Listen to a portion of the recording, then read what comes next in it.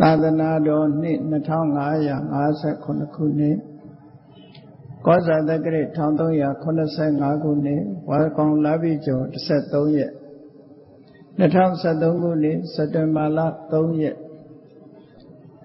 မန္တလေးတိုင်းဒေသကြီးချမ်းရည်သာဆန်မြို့နယ်အောင်နှမ်းရိပ်သာအရှင်းရလမ်း80နှစ်32လမ်းတောက်SP ဘေကာရီတရားမတ္တဝယ်ဆင်းရင်ကျင်းပပြုလုပ်အပ်သည့်ဓမ္မသဘင်အခမ်းအနား၌မန္တလေးမြို့လမ်း80နှင့်32လမ်းတောက်ဦးကျော်ဝင်းဒေါ်ဆန်းဆန်းမြင့် SP ဘေကာရီမိသားစုတို့၏အမတဒါနဓမ္မဒါနအဖြစ်ဖြင့်ဟောကြားအပ်သောမေတ္တာတုတ်အနှစ်ချုပ်တရားဒေသနာတော်ဒီကနေ့ညဓမ္မသဘင်ခန္ဓာကိုရွှေဘုရားသခင်ရှင်တော်မြတ်ဘုရား၏မဟာကရုဏာဂုဏ်ကိုအာယုံပြုကာတိကျုဖွဲ့ဆိုအပ်သောဝန္ဒနာပနာမအာတိတဂါထာကိုယူဆုပူဇော်ခြင်းဖြင့်စတင်ကြရအောင်ယောကပကောတိဟိပိယပမေယံကာလံကရွန်တော်တိဒုက္ခရာနိခေရံကတောလောကဟိတယနာထောနမောမာကာရုဏိကတတတယောနာထောဝိနိယမြာစွာတတ္တဝါဤ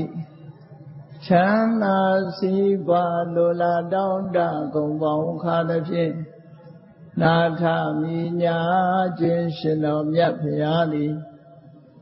ကပ္ပကောတိဟိပိဂရေကဘာအရေးအတွက်သင်္ချာတို့ဖြင့်တော်လဲအဘယ်မေယံရည်တွေ့တိုင်းတာဖော်ပြခြင်းငါမစွမ်းနိုင်ပါသောကာလလေးအသင်ချေသိနေကဘာရှိကြသောကာလပတ်လုံးလောကဟိတယတတလောကဤအကျိုးစီးပွားအလုံးငါ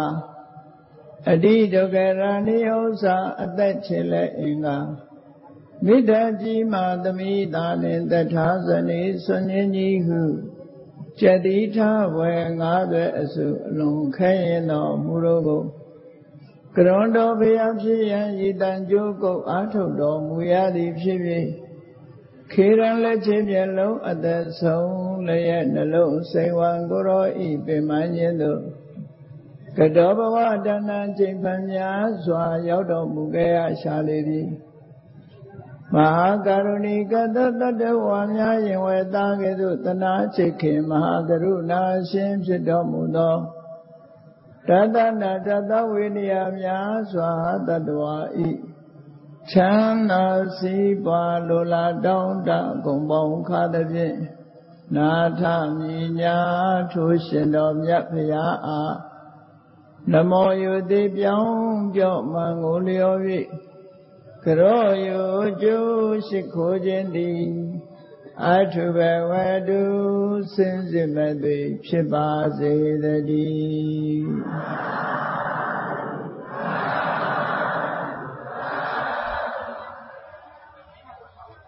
မေတ္တာတုတ်အနှစ်ချုပ်ဘုရားမြတ်စွာဟောကြားတော်မူခဲ့တဲ့ဒေသနာတော်တွေထဲမှာမေတ္တာတုတ်ဆိုတဲ့ခေါင်းစည်းနဲ့ဟောထားတယ်တုတ်တွေတော်တော်များများပါရှိပါတယ်အင်္ဂုတ္တရနိကေမှာလည်းပဲမေတ္တာတုတ်ဆိုပြီးတော့မှတ်တမ်းတင်ထားတဲ့တုတ်တွေရှိတယ်ခုတ်တကနိကေမှာလည်းမေတ္တာတုတ်ဆိုပြီးတော့မှတ်တမ်းတင်ထားတာရှိတယ်ဒီမေတ္တာဆိုတဲ့စကားလုံးကမိတ်ဆွေတွေရဲ့စိတ်ဓာတ်မိတ်ဆွေရဲ့စိတ်ဓာတ်လို့မိတ်ဆွေရဲ့စိတ်နေသဘောထားကိုမေတ္တာလို့ခေါ်တာဖြစ်ပါမိတ်ဆွေရဲ့စိတ်နေသဘောထားဟာမိမိရဲ့မိတ်ဆွေတွေအပေါ်မှာအကျိုးစီးပွားကိုလိုလားတဲ့စိတ်ဓာတ်မျိုးထားလေးရှိတယ်ပေါ့မိတ်ဆွေတကယ်ချင်းအပေါင်းအသင်းနေဆိုလို့ရှိရင်တဦးပေါ်တဦးရိုင်းပင်ကူညီပြီးတဦးရဲ့အကျိုးတဦးကလိုလားတဲ့စိတ်ဓာတ်ခင်မင်ွယ်ကောင်းတဲ့စိတ်ဓာတ်တွေအဲ့ဒီစိတ်ဓာတ်မျိုးတွေဟာသာမန်အနေထားကနေပြီးတော့လေ့ကျင့်မွေးမြူပြီးတော့မေတ္တာစွမ်းအားတွေမြင့်တင်ပေးမယ်ဆိုရင်ဘယ်လိုအကျိုးကျေးဇူးတွေရနိုင်တယ်ဆိုတာ မြတ်စွာဘုရားကတရားရည်ရဲ့တဏ္ဍာမှာရှိတဲ့မေတ္တာစွမ်းအားကိုမြင့်တဲ့နီးနေနဲ့ဒီမေတ္တာသုတ်တွေကိုဟောကြားတာဖြစ်ပါတယ်အင်္ဂုတ္တရနိကေမှာလာတဲ့မေတ္တာသုတ်တွေမှာဆိုလို့ရှိရင်မြတ်စွာဘုရားကဘယ်လိုဟောတော့ဆိုရင်ဟောဒီမေတ္တာတရားကိုအချိန်များစွာမိမိရဲ့စိတ်ထဲမှာဖြစ်အောင်မေတ္တာစွမ်းအားတွေမြင့်တင်ပေးနိုင်မယ်ဆိုလို့ရှိရင်မေတ္တာအကျိုး17မျိုးဆိုတာကိုရရှိနိုင်တယ်လို့အတိအလင်းထုတ်ဖို့ဟောကြားထားတာဖြစ်သောကြောင့်အဲ့ဒီအကျိုးတရားတွေကိုရကျင်တယ်ဆိုလို့ရှိရင်ဘုန်းကြီးတို့တွေမြတ်စွာဘုရားဟောကြားတဲ့ဤစနစ်အတိုင်းမိမိရဲ့တဏ္ဍာမှာမေတ္တာတရားကိုတည်ဆောက်ကြဖို့ဖြစ်ပါတယ်ခဏိခတိမှာမေတ္တာတရားဟာလူတိုင်းမှာမကိန်းနိုင်ဘူးမေတ္တာတရားကိန်းတဲ့ပုဂ္ဂိုလ်တွေဟာတစားတစားရော့ပါလာသည့်အတွက်ကြောင့်အမုန်းတရားတွေလွှမ်းမိုးပြီးတော့လာတဲ့ခဏိခေတ်မှာမေတ္တာတရားကိုချိုးချိုးဆဆပွားကြဖို့အမြဲတမ်းတင့်တော်ပါမိမိတို့ရဲ့မေတ္တာရဲ့ရောင်ပြန်ဟပ်မယ်ဆိုလို့ရှိရင်လောကသားတွေအားလုံးဟာ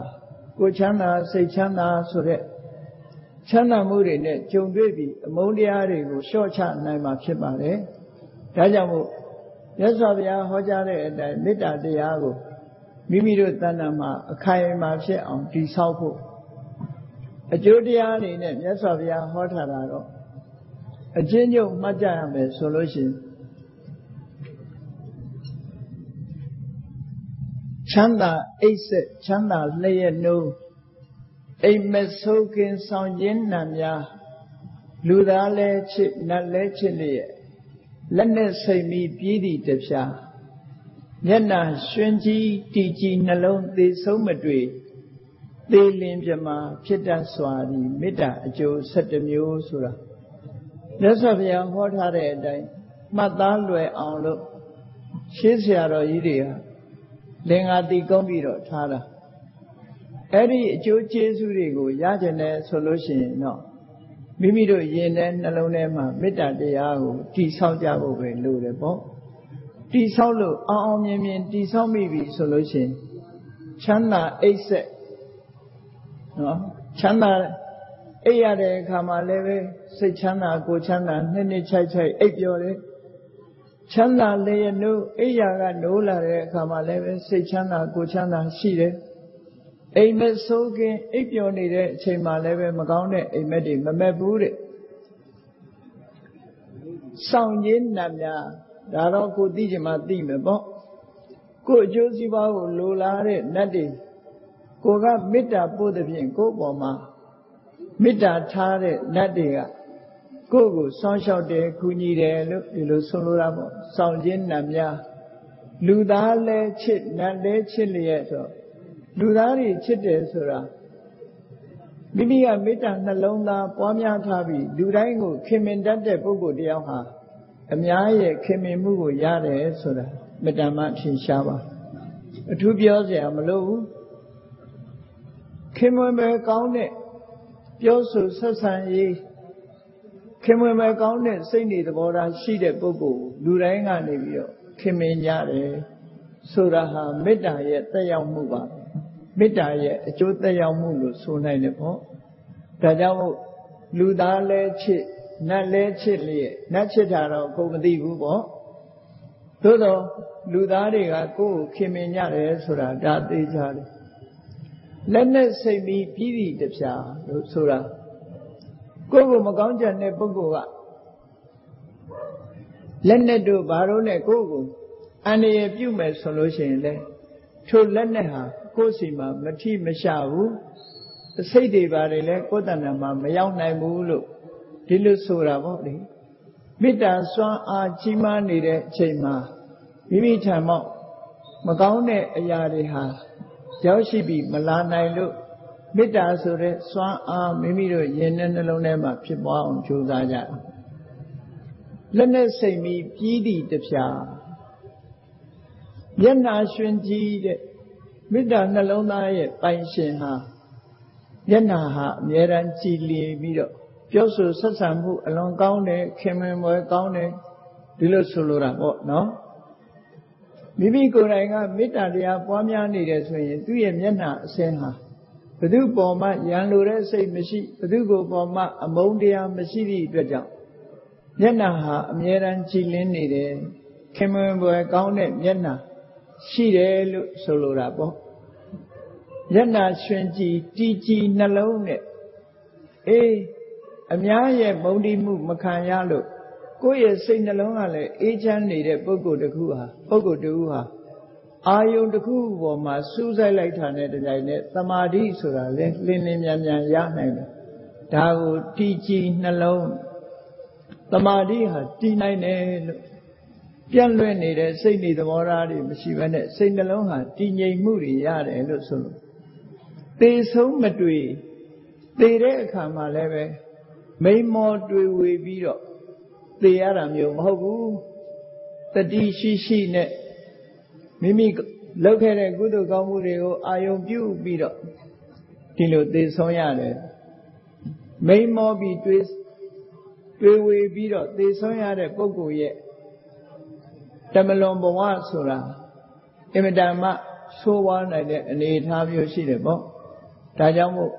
တည်တဲ့အခါမှာလဲတွေ့ဝေမတည်ပဲနဲ့တတိရှိနဲ့တည်ဆုံးနိုင်တယ်တဲ့ဟောဒီမေတ္တာနှလုံးသားရဲ့ပိုင်ရှင်ဒီလိုဆိုလိုတာသေလင်ပြမာလို့ဆိုတာမေတ္တာကိုအာယုံပြုပြီးတော့မေတ္တာတရားကြိုးစားအထောက်လိသည့်အတွက်ကြောင့်မိမိရဲ့တဏ္ဍာမှာဇန်တစ်မျိုးမျိုးကိုရပြီ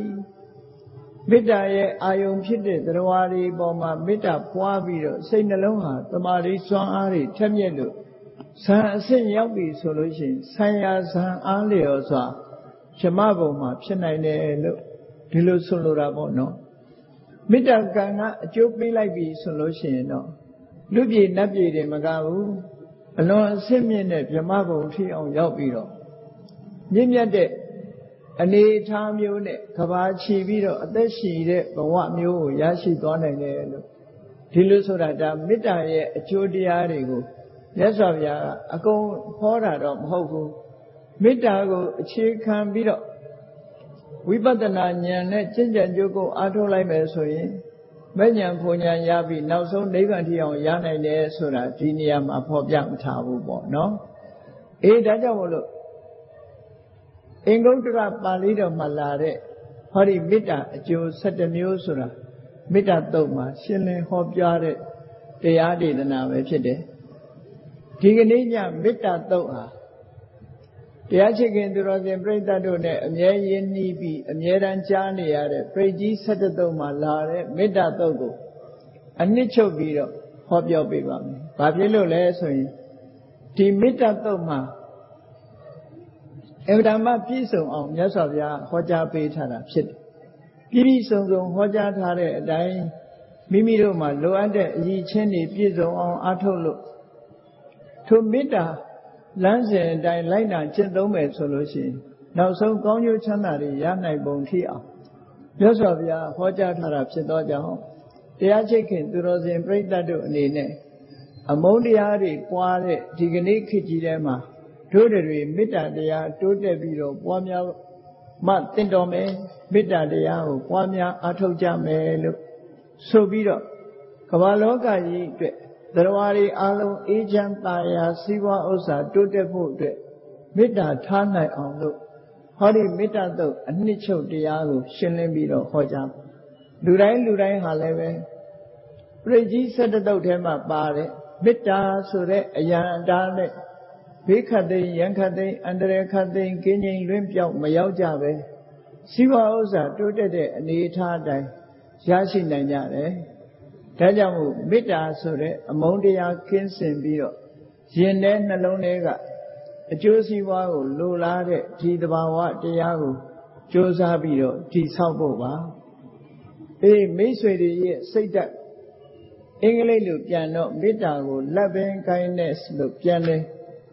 နော်ချစ်ခင်ကျင်နာမှုဆိုတဲ့အဓိပ္ပာယ်ပေါ့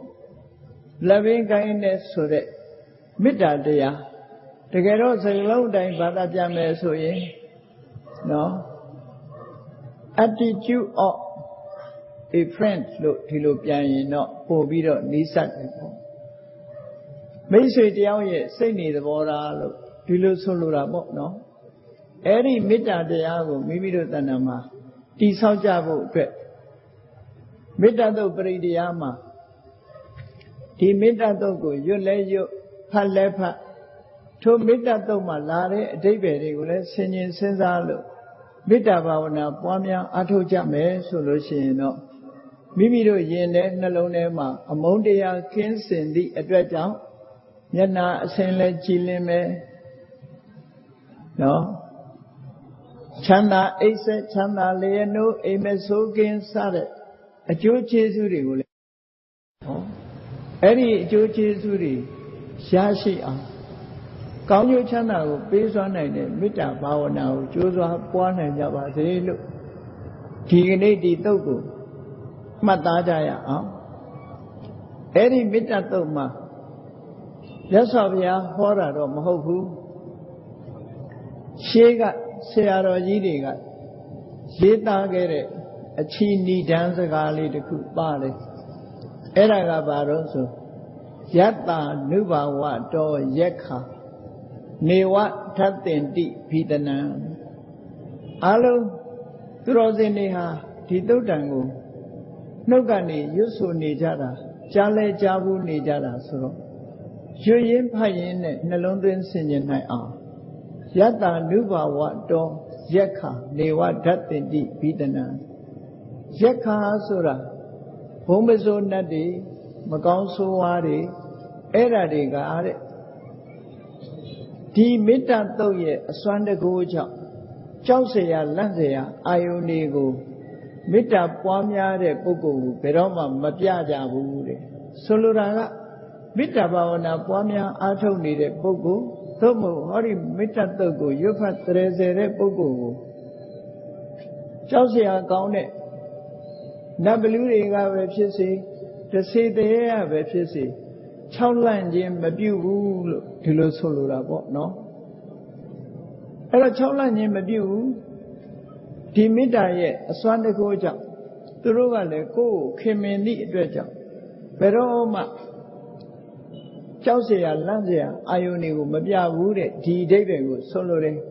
ယတ္တနုဘဝတောမေတ္တာတုတ်ရဲ့အစွမ်းတကူကြောင့်ယက္ခနတ်ဘလူတို့သည်ဘိတနံကြောက်မဲ့ဖွဲ့အစင်းအာယုံကိုနတ်ဓာတ်သိတိဘယ်တော့မှမပြကြဘူးသူတို့ပြမှမြင်တာကိုဒါကြောင့်မို့လို့ဒါလည်းဟောဒီမေတ္တာတုတ်ခြင်းသို့မဟုတ်မေတ္တာတရားပွားများခြင်းရဲ့အကျိုးကျေးဇူးတစ်ခုပဲအဲ့ဒါတွေမကဘူးတဲ့ယံမိစေဝါနုယုံစံတော့ဒါသာမကဘူးအဲ့ဒီမေတ္တာတုတ်ကိုကြိုးစားပြီးတော့ရွတ်ဖတ်မယ်သို့မဟုတ်မေတ္တာဘာဝနာကြိုးစားပြီးတော့ပွားများမယ်ဆိုလို့ရှိရင်ဘာဖြစ်လဲယံမိစေဝါနုယုံစံတော်ရတ္တိန်ဒီဝမတ္တန္တိတောရတ္တိန်ဒီဝဆိုတာနေရောညင့်ပါအတ္တန္တိတဆိုတာပြည့်ခြင်းမရှိပဲနေရောညာရောတတိယတဲ့အချိန်တိုင်းမပြင်းမရိဟောဒီမေတ္တာတုတ်ကိုရွတ်ဖတ်မယ်မေတ္တာကမ္မထံမေတ္တာဘာဝနာကိုကြိုးစားအားထုတ်မယ်ဆိုလို့ရှိရင်ဘယ်လိုအကျိုးတွေရတော့ဒုက္ခံသူပတိ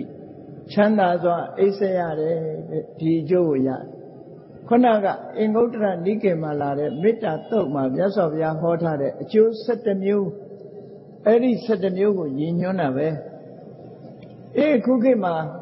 အိပ်ရတာလဲကောင်းကောင်းမအိပ်ရညအိပ်မပျော်ဘူးဆိုတဲ့လူတွေကလည်းများလာဘာဖြစ်လို့ညအိပ်မပျော်ရသလဲလို့ဆိုလို့ရှိရင်စိတ်ထဲနှလုံးထဲမှာအပူပင်တွေရှိနေသည့်အတွက်ကြောင့်အိပ်မပျော်တာဖြစ်တယ်ဒါကြောင့်မို့မေတ္တာတွေပွားများအားထုတ်လို့နှလုံးသားအေးချမ်းပြီဆိုလို့ရှိရင်ဒုက္ခံသူပတိချမ်းချမ်းသာသာအိပ်စက်ရတယ်တုတ်တော့အိပ်ပျော်နေတဲ့အခါမှာလဲပါပံကိဉ္စိနပ္ပတတိမကောင်းတဲ့အိပ်မက်တစ်စုံတစ်ခုမှမမက်ဘူးတဲ့တချို့ကြတော့အိပ်တော့အိပ်ပျော်ပါရဲ့အိမ်မက်ထဲမှာကြောက်စရာလန့်စရာတွေအိမ်မက်တွေနဲ့လန့်လန့်ပြီးတော့နိုးရတဲ့ပုဂ္ဂိုလ်မျိုးတွေဟာလည်းပဲ မေတ္တာဘာဝနာကိုကြိုးစားပြီးတော့ပွားများအားထုတ်ပေးရမယ်သို့မဟုတ်ဟောဒီမေတ္တာတုတ်ကိုရွတ်ဆိုကြရမယ်ဒီလိုဆိုလိုတာဧဝမာတိခုနုပေတံယခုလိုအကျိုးကျေးဇူးတွေကိုပေးစွမ်းနိုင်တဲ့အကျိုးကျေးဇူးတွေနဲ့ပြည့်စုံတဲ့ဒီမေတ္တာတုတ်ကိုဧဝမာတိခုနုပေတံပရိတံတမ္ပနာမဟေအယန္တာဖြစ်တဲ့ဟောဒီမေတ္တာတုတ်ကိုတို့တွေရွတ်ဆိုကြပါစို့လားလို့ဒီလိုအားပေးစကားပြောတဲ့အဓိပ္ပာယ်ရတယ်ပေါ့ခြုံငုံပြီးတော့ပြောလိုက်မယ်ဆိုလို့ရှိရင်ဟောဒီမေတ္တာတုတ်ရဲ့အစွမ်းတကူကြောင့်ကြောက်လန့်ွယ်အာယုန်တွေကိုဘလူတရေတွေကမပြကြဘူး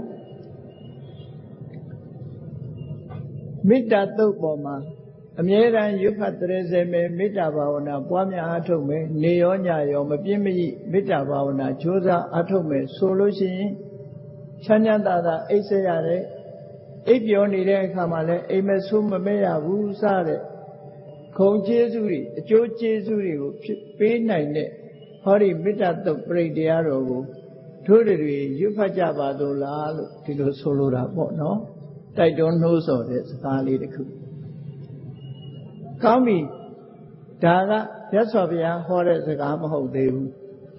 မြတ်စွာဘုရားကစပြီးတော့ဘယ်ကစဟောတော့ဆိုရင်ကရဏီယမထကုသလေနယန္တတန်တံပဒံအဘိသမစ္ဆာတဲ့ဒါပါဠိဘာသာနဲ့ဟောထားပေမဲ့လို့ဘုန်းကြီးတို့အဓိပ္ပာယ်ကိုနားလည်မယ်ဆိုရင်အင်မတန်မှနှစ်သက်စရာကောင်းပါအဲ့မှာရွရင်းဖတ်ရင်းနဲ့ကရဏီယမထကုသလေနကရဏီယံအထကုသလေနဆိုလိုတဲ့အဓိပ္ပာယ်ကအထကုသလဆိုတာအကျိုးစီးပွားဆောင်ရွက်ရမယ့်ကိစ္စမှာလိမ္မာကျွမ်းကျင်လိမ္မာကျွမ်းကျင်တယ်ဆိုတာစီးပွားလုပ်ရင်လည်းစီးပွားရေးဘက်မှာလိမ္မာကျွမ်းကျင်တယ်လူမှုရေးကိစ္စလုပ်ရင်လည်းလူမှုရေးကိစ္စမှာလိမ္မာကျွမ်းကျင်တယ်မေတ္တာဘာဝနာပွားများအထုတ်မယ်ဆိုရင်လည်းမေတ္တာဘာဝနာနဲ့ပတ်သက်ပြီးတော့လိမ္မာကျွမ်းကျင်တယ်ဘယ်ကိစ္စမှာမဆိုလိမ္မာကျွမ်းကျင်မှုရှိတဲ့ပုဂ္ဂိုလ်လို့ဒီလိုဆိုလိုတာပေါ့အကျိုးရှိမဲ့အလုပ်ကိုလုပ်တတ်တဲ့ပုဂ္ဂိုလ်ဟာလိမ္မာကျွမ်းကျင်သူလို့ဒီလိုဆိုရတယ်အဲ့ဒီလိမ္မာကျွမ်းကျင်နေတဲ့ပုဂ္ဂိုလ်တရားဟာယန္တတန်တံပဒံအဘိသမစ္ဆာစိတ်နှလုံးအေးချမ်းပြီးတော့ဆင်းရဲခတ်သိမ်းချုပ်ငြိမ်းသွားတဲ့နိဗ္ဗာန်ကိုရည်မျှော်ပြီးတဲ့အခါမှာတဲ့ကရဏီယလှုပ်တဲ့လှုပ်ထိုက်တာတွေကိုလှုပ်ပါလို့ဒီလိုဆိုလို့အဲ့တော့နိဗ္ဗာန်ကိုဥတည်ချက်ထားပြီးတော့ကိုကျိုးကိုစီပွားကိုအတွက်အကျိုးရှိတဲ့အလုပ်မှာလိမ္မာကျွမ်းကျင်တဲ့ပုဂ္ဂိုလ်တယောက်အနေနဲ့အကျိုးရှိတဲ့အလုပ်ကိုလုပ်ရမယ်လို့ဒီလိုဆိုလိုတယ်ပေါ့ဒါဟာလည်းပဲမြတ်စွာဘုရားရဲ့လမ်းညွှန်မှုတစ်ခုပဲအေးစီးပွားရေးဆိုလဲကိုအကျိုးရှိတဲ့စီးပွားရေးလုပ်ရမှာပဲလူမှုရေးဆိုတာလဲအများအကျိုးစီးပွားရှိတဲ့အားမျိုးလုပ်ရတယ်တရားဓမ္မနဲ့ပတ်သက်ပြီးတော့မိမိရဲ့ဘဝမှာတစ်ဆင့်ပြီးတစ်ဆင့်မြင့်သွားအောင်မိမိရဲ့တဏ္ဍာမှာအမုန်းတရားတွေကင်းပြီးတော့မေတ္တာတရားတွေတိုးတက်ပွားများလာအောင်လုံနီးကင်နီးကိုသိတဲ့ပုဂ္ဂိုလ်မှန်သမျှအထကုသလပဲအလုတ်ကိစ္စမှာကျွမ်းကျင်တဲ့ပုဂ္ဂိုလ်လို့ဒီလိုဆိုလိုတယ်အဲ့ဒီကျွမ်းကျင်တဲ့ပုဂ္ဂိုလ်တယောက်ဟာတဲ့စိတ်နှလုံးအေးချမ်းမှုကိုပေးနိုင်တဲ့နိဗ္ဗာန်ကိုရည်မျှော်ပြီးတော့စိတ်နှလုံးအေးချမ်းမှုကိုရည်မျှော်ပြီးတော့လှုပ်တဲ့အလုပ်တစ်ခုကိုလုပ်ပါလို့ဒီလိုဆိုလိုတာပေါ့ဒီနေရာမှာမေတ္တာဘာဝနာပွားများအထုတ်ခြင်းကိုလုပ်ပါလို့ဒီလိုအဓိပ္ပာယ်ရတယ်ဟောအဲ့တော့လုပ်ပါလို့ဆိုတဲ့အခါမှာဟုတ်ပြီအဲ့ဒီလုပ်ပါလို့ပြောတဲ့ထဲမှာအထကုသလအကျိုးစီးပွားကိုလိုလားတဲ့ပုဂ္ဂိုလ်ကိုယ့်ကိုအကျိုးရှိအောင်လိမ့်လိမ့်မာလုံနိုင်စွမ်းရှိတဲ့အသိပညာရှိတဲ့ပုဂ္ဂိုလ်ဟာလုပ်တယ်လို့ဆိုတော့သူ့မှာအရည်အချင်းတွေဘာတွေလိုအပ်တယ်လဲမိမိရဲ့ရင်ထဲနှလုံးထဲမှာမေတ္တာတရားကိုတည်ဆောက်ခြင်းပြီးဆိုရင်လိုအပ်တဲ့အရည်အချင်းတွေရှိတယ်စီးပွားရေးလုပ်ရင်လည်းလိုအပ်တဲ့အရည်အချင်းတွေရှိတယ်ကျန်းမာရေးအတွက်လုပ်ရင်လည်းလိုအပ်တဲ့အရည်အချင်းတွေဆိုတာရှိတာပဲ အဲ့တော့မေတ္တာဘာဝနာပွားများဖို့အတွက်လိုအပ်တဲ့အရည်အချင်းတွေကဘာလဲအရည်အချင်းဆိုတာရှိရအလုပ်တစ်ခုကိုပေးတော့မယ်ဆိုလို့ရှိရင်လူရဲ့အရည်အချင်းကိုအရင်မေးကြတာပဲလေနောက်ဆုံးမှအရည်အချင်းကိုစစ်ကြစစ်ဆေးမေးမြန်းပြီးတော့မှအရည်အချင်းရှိတဲ့ပုဂ္ဂိုလ်မှအလုပ်မှယာဓုခန့်လေးရှိကြတာကိုဒါကြောင့်မို့လို့မေတ္တာဘာဝနာပွားများတော့မယ်ဆိုလို့ရှိရင်လေလိုအပ်တဲ့အရည်အချင်းတွေဟာ15မျိုးရှိတယ်အဲ့တော့ဘုန်းကြီးတို့တွေဒီအရည်အချင်းတွေကိုကိုယ်တဏ္ဍာမှာပြည့်အောင်အရင်ကြိုးစားရမယ်ဒီလိုဆိုလို့ကိုယ်အကျိုးရှိတဲ့အလုပ်ကိစ္စကိုလုပ်ဖို့အတွက်လိမ္မာကျွမ်းကျင်တဲ့ပုဂ္ဂိုလ်တရားအနေနဲ့အရည်အချင်းတွေကဘာတွေလဲလို့ဆိုရင်သက်ကောစွမ်းနိုင်တဲ့ပုဂ္ဂိုလ်ဖြစ်ရမယ်စွမ်းနိုင်တဲ့ပုဂ္ဂိုလ်ဆိုတာဘယ်လိုပုဂ္ဂိုလ်မျိုးလဲကိုလုပ်တဲ့လုပ်ငန်းနဲ့ပတ်သက်ပြီးတော့စွမ်းနိုင်တယ်လို့ဆိုတာနံပါတ်1ယုံကြည်ချက်ရှိရမယ်နော်နံပါတ်2ကျမ်းမာရေးကောင်းရမယ်ယုံကြည်ချက်ရှိမှကိုလုပ်တဲ့အလုပ်လုပ်နိုင်စွမ်းရှိကျမ်းမာရေးကောင်းမှလည်းပဲလုပ်နိုင်တယ်ကျမ်းမာရေးမကောင်းရင်လည်းမလုပ်နိုင်ဘူးလေယုံကြည်ချက်လည်းရှိရမယ်ကျမ်းမာရေးလည်းကောင်းရအဲ့ဒီထဲမှာကျမ်းမာရေးကောင်းဆိုတဲ့ထဲမှာအရေးကြီးတဲ့တစ်ခုကဘာလို့ဆိုလို့ရှိရင်လူရဲ့ခန္ဓာကိုယ်မှာအစာအာဟာရနဲ့ပတ်သက်ပြီးတော့ဝမ်းမီကောင်းတဲ့မျှတတဲ့ဝမ်းမီရှိတဲ့ပုဂ္ဂိုလ်တွေဖြစ်ရမယ်လို့ဒီလိုဆိုလို့လေဝမ်းမီကတိတ်ထက်လွန်အားကြီးလို့ရှိရင်ခဏခဏစာသည့်အတွက်ကြောင့်အစာအာဟာရဘက်မှာမက်မောပြီးတော့ချိန်ဖြုံးတတ်တဲ့အနေအထားမျိုးရသွားဝမ်းမီညံ့သွားတဲ့ပုဂ္ဂိုလ်ဆိုလို့ရှိရင်လည်းအစာမကြေယောဂဖြစ်တတ်တယ်ဝမ်းမီထက်လွန်အားကြီးလို့ရှိရင်လည်းအစာအိမ်ယောဂဖြစ်လာတတ်တယ်အဲ့ဒါကြောင့်မို့လို့ကျမ်းမာရေးအတွက်ကဘာလို့ဆိုရင်မြတ်တဲ့ဝမ်းမီရှိတဲ့ပုဂ္ဂိုလ်ဖြစ်ရမယ်လို့ဆိုတာကျမ်းမာရေးအတွက်အရေးကြီးတယ်အားတစ်ခုဘာဖြစ်လို့လဲဆိုရင်ယောဂဝေဒနာတွေများသောအားဖြင့်အစာအာဟာရနဲ့ဆက်နွယ်ပြီးတော့နေလေးရှိတယ်ပေါ့ဝမ်းမီသိကောင်းလွန်အားကြီးတဲ့ပုဂ္ဂိုလ်ဟာအခုစားလိုက်တော့ကြစားလိုက်အခုစားလိုက်တော့ကြစားလိုက်ဆိုတော့မတည့်တာတွေလည်းစားမိသွားနိုင်တယ်ပေါ့ဝမ်းမီးကထက်လွန်အားကြီးလို့ရှိရင်လည်းကျန်းမာရေးထိခိုက်တတ်တယ်ဝမ်းမီးကနှုတ်လွန်အားကြီးတယ်ညံ့လွန်အားကြီးတယ်ဆိုလို့ရှိရင်လည်းအစာမကြေတဲ့ယောဂဝေဒနာတွေဖြစ်လာအစာမကြေဘူးဆိုတာဟာယောဂအလုံးရဲ့အခြေအမြစ်ပဲလို့အာယုဝေဒဆေးကျမ်းတွေမှာရောဂမူလံအဇိနကံနဲ့အဇိနကံအစာမကြေမှုဟာရောဂမူလံယောဂပေါင်းစုံရဲ့အခြေခံပဲဖြစ်တယ်ဆိုအစာအာဟာရနဲ့ပတ်သက်လာလို့ရှိရင်လေအစာကြေဖို့ကလည်းလိုအပ်တယ်ဒါကြောင့်မို့သက်ကောလို့ဆိုတဲ့အထဲမှာ1ယုံကြည်ချက်ရှိရမယ်2ကျမ်းမာရေးကောင်းရမယ်3မြတ်တဲ့ဝမ်းမီးရှိရမယ်4ကြိုးစားအထောက်မှုရှိရမယ်ဆိုတဲ့ဗราဏိယင်္ဂတရားတွေကအင်္ဂါရက်တွေဟာဒီထဲမှာမြတ်စွာဘုရားထည့်သွင်းပြီးတော့ဟောတာဒါကြောင့်မို့လို့သက်ကော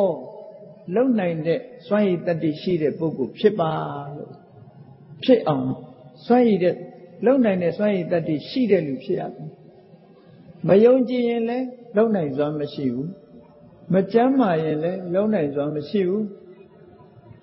ကြိုးစားအထောက်မှုခင်းလို့ရှိရင်လည်းလုံနိုင်စွမ်းမရှိဘူးတဲ့ဒါကြောင့်မို့လို့လုံနိုင်စွမ်းရှိတယ်ဆိုတဲ့သက်ကောဆိုတဲ့စကားလုံးလေးထဲမှာဒီအဓိပ္ပာယ်တွေဝင်တယ်လို့ဒီလိုဆိုလိုတယ်ဥစုစသူဟုစုစဥစုဆိုတာလုတ်ပြီးဆိုတဲ့အခါမှာအရေးကြီးတာပါတော့ဆိုရင်ဖြောင့်မှန်တဲ့ပုဂ္ဂိုလ်ဖြစ်ရမယ်ဖြောင့်မတ်တဲ့ပုဂ္ဂိုလ်ရိုးသားဖြောင့်မတ်တဲ့ပုဂ္ဂိုလ်မျိုးဖြစ်ရမယ်သူဟုစုအလုံးကိုရိုးသားဖြောင့်မတ်တဲ့ပုဂ္ဂိုလ်ဖြစ်ရအဲ့တော့အပြောဆိုအပြုမှုအားဖြင့်လည်းပဲဖြောင့်မတ်တယ်စိတ်နေသဘောထားအားဖြင့်လည်းဖြောင့်မတ်တယ်စွမ်းနိုင်တဲ့တတ္တိရှိတဲ့အပြင်မှာရိုးသားဖြောင့်မတ်ခြင်းအလွန်ကိုရိုးသားဖြောင့်မတ်ခြင်းဆိုတဲ့ဒီအင်္ဂါနှစ်ချက်နဲ့လည်းပြည့်စုံမှုလိုတယ်လောကလူတွေကအပြောကတစ်မျိုးအလုပ်ကတစ်မျိုးစိတ်ထဲကတစ်မျိုးပြောတာကတစ်မျိုးဆိုရင်ရိုးသားမှုမရှိဘူးရိုးသားမှုမရှိတဲ့ပုဂ္ဂိုလ်တယောက်ကသူများအပေါ်မှာမေတ္တာထားဖို့ဆိုတာအမြဲတမ်းခက်ခဲ မေတ္တာတရားတည်ဆောက်ဖို့ဆိုတာမဖြစ်နိုင်ဘူးတဲ့ရိုးသားမှဖြောင့်မတ်မှမေတ္တာတရားဆိုတာတည်ဆောက်လို့ရတယ်ဒါကြောင့်မို့ရိုးသားရမယ်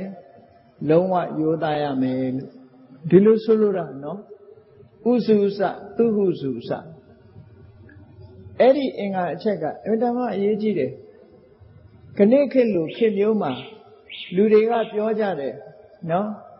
လူရိုးဆိုတာသင်္ချိုင်းမှာရှိတယ်လူတွေကရိုးသားမှုနည်းလာတဲ့အခါလူတွေကအဲ့လိုပြောလာကြတယ်နော်ရိုးတယ်ဆိုတာလူရိုးဆိုတာသင်္ချိုင်းမှသာရှိတယ်အခုသင်္ချိုင်းတောင်ရဖို့သိမလွယ်ဘူးမီးရှို့ပစ်တာဆိုတော့အဲ့တော့ရိုးသားဖြောင့်မတ်မှုဆိုတာအင်တမအရေးကြီးတယ်မေတ္တာတည်ဆောက်ဖို့အတွက်နောက်တစ်ခုလိုအပ်တာဘာတော့ဆိုလို့ရှိရင်မေတ္တာတည်ဆောက်တယ်ဆိုတာကိုကအတိုင်းအဝိုင်းနဲ့နေတာကိုအတိုင်းအဝိုင်းနဲ့နေတဲ့အခါကျတော့နောက်တစ်ခုလိုအပ်ချက်ကသူဝေသောတဲ့သူဝေသောစတ္တအဲ့ဒီပုဂ္ဂိုလ်ဟာပြောလို့ဆိုလို့လွယ်ကူတဲ့ပုဂ္ဂိုလ်ဖြစ်ဖို့လည်းလိုသေးတယ်နော်အပြောဆိုလွယ်ကူတဲ့ပုဂ္ဂိုလ်ဖြစ်ရအကယ်၍အပြောဆိုအခက်တယ်ဆိုတဲ့ပုဂ္ဂိုလ်တရားဟာဘယ်လိုမှမေတ္တာတရားတည်ဆောက်နိုင်မှာမဟုတ်ဘူးပြောရခက်တယ်အပြောဆိုခက်တယ်ဆိုတဲ့ပုဂ္ဂိုလ်တရားဟာသူကိုယ်တိုင်ကလည်းမေတ္တာမထားနိုင်ဘူးတခြားပုဂ္ဂိုလ်တွေကလည်းသူ့ပေါ်မှာမေတ္တာပြတ်နိုင်တယ်တဲ့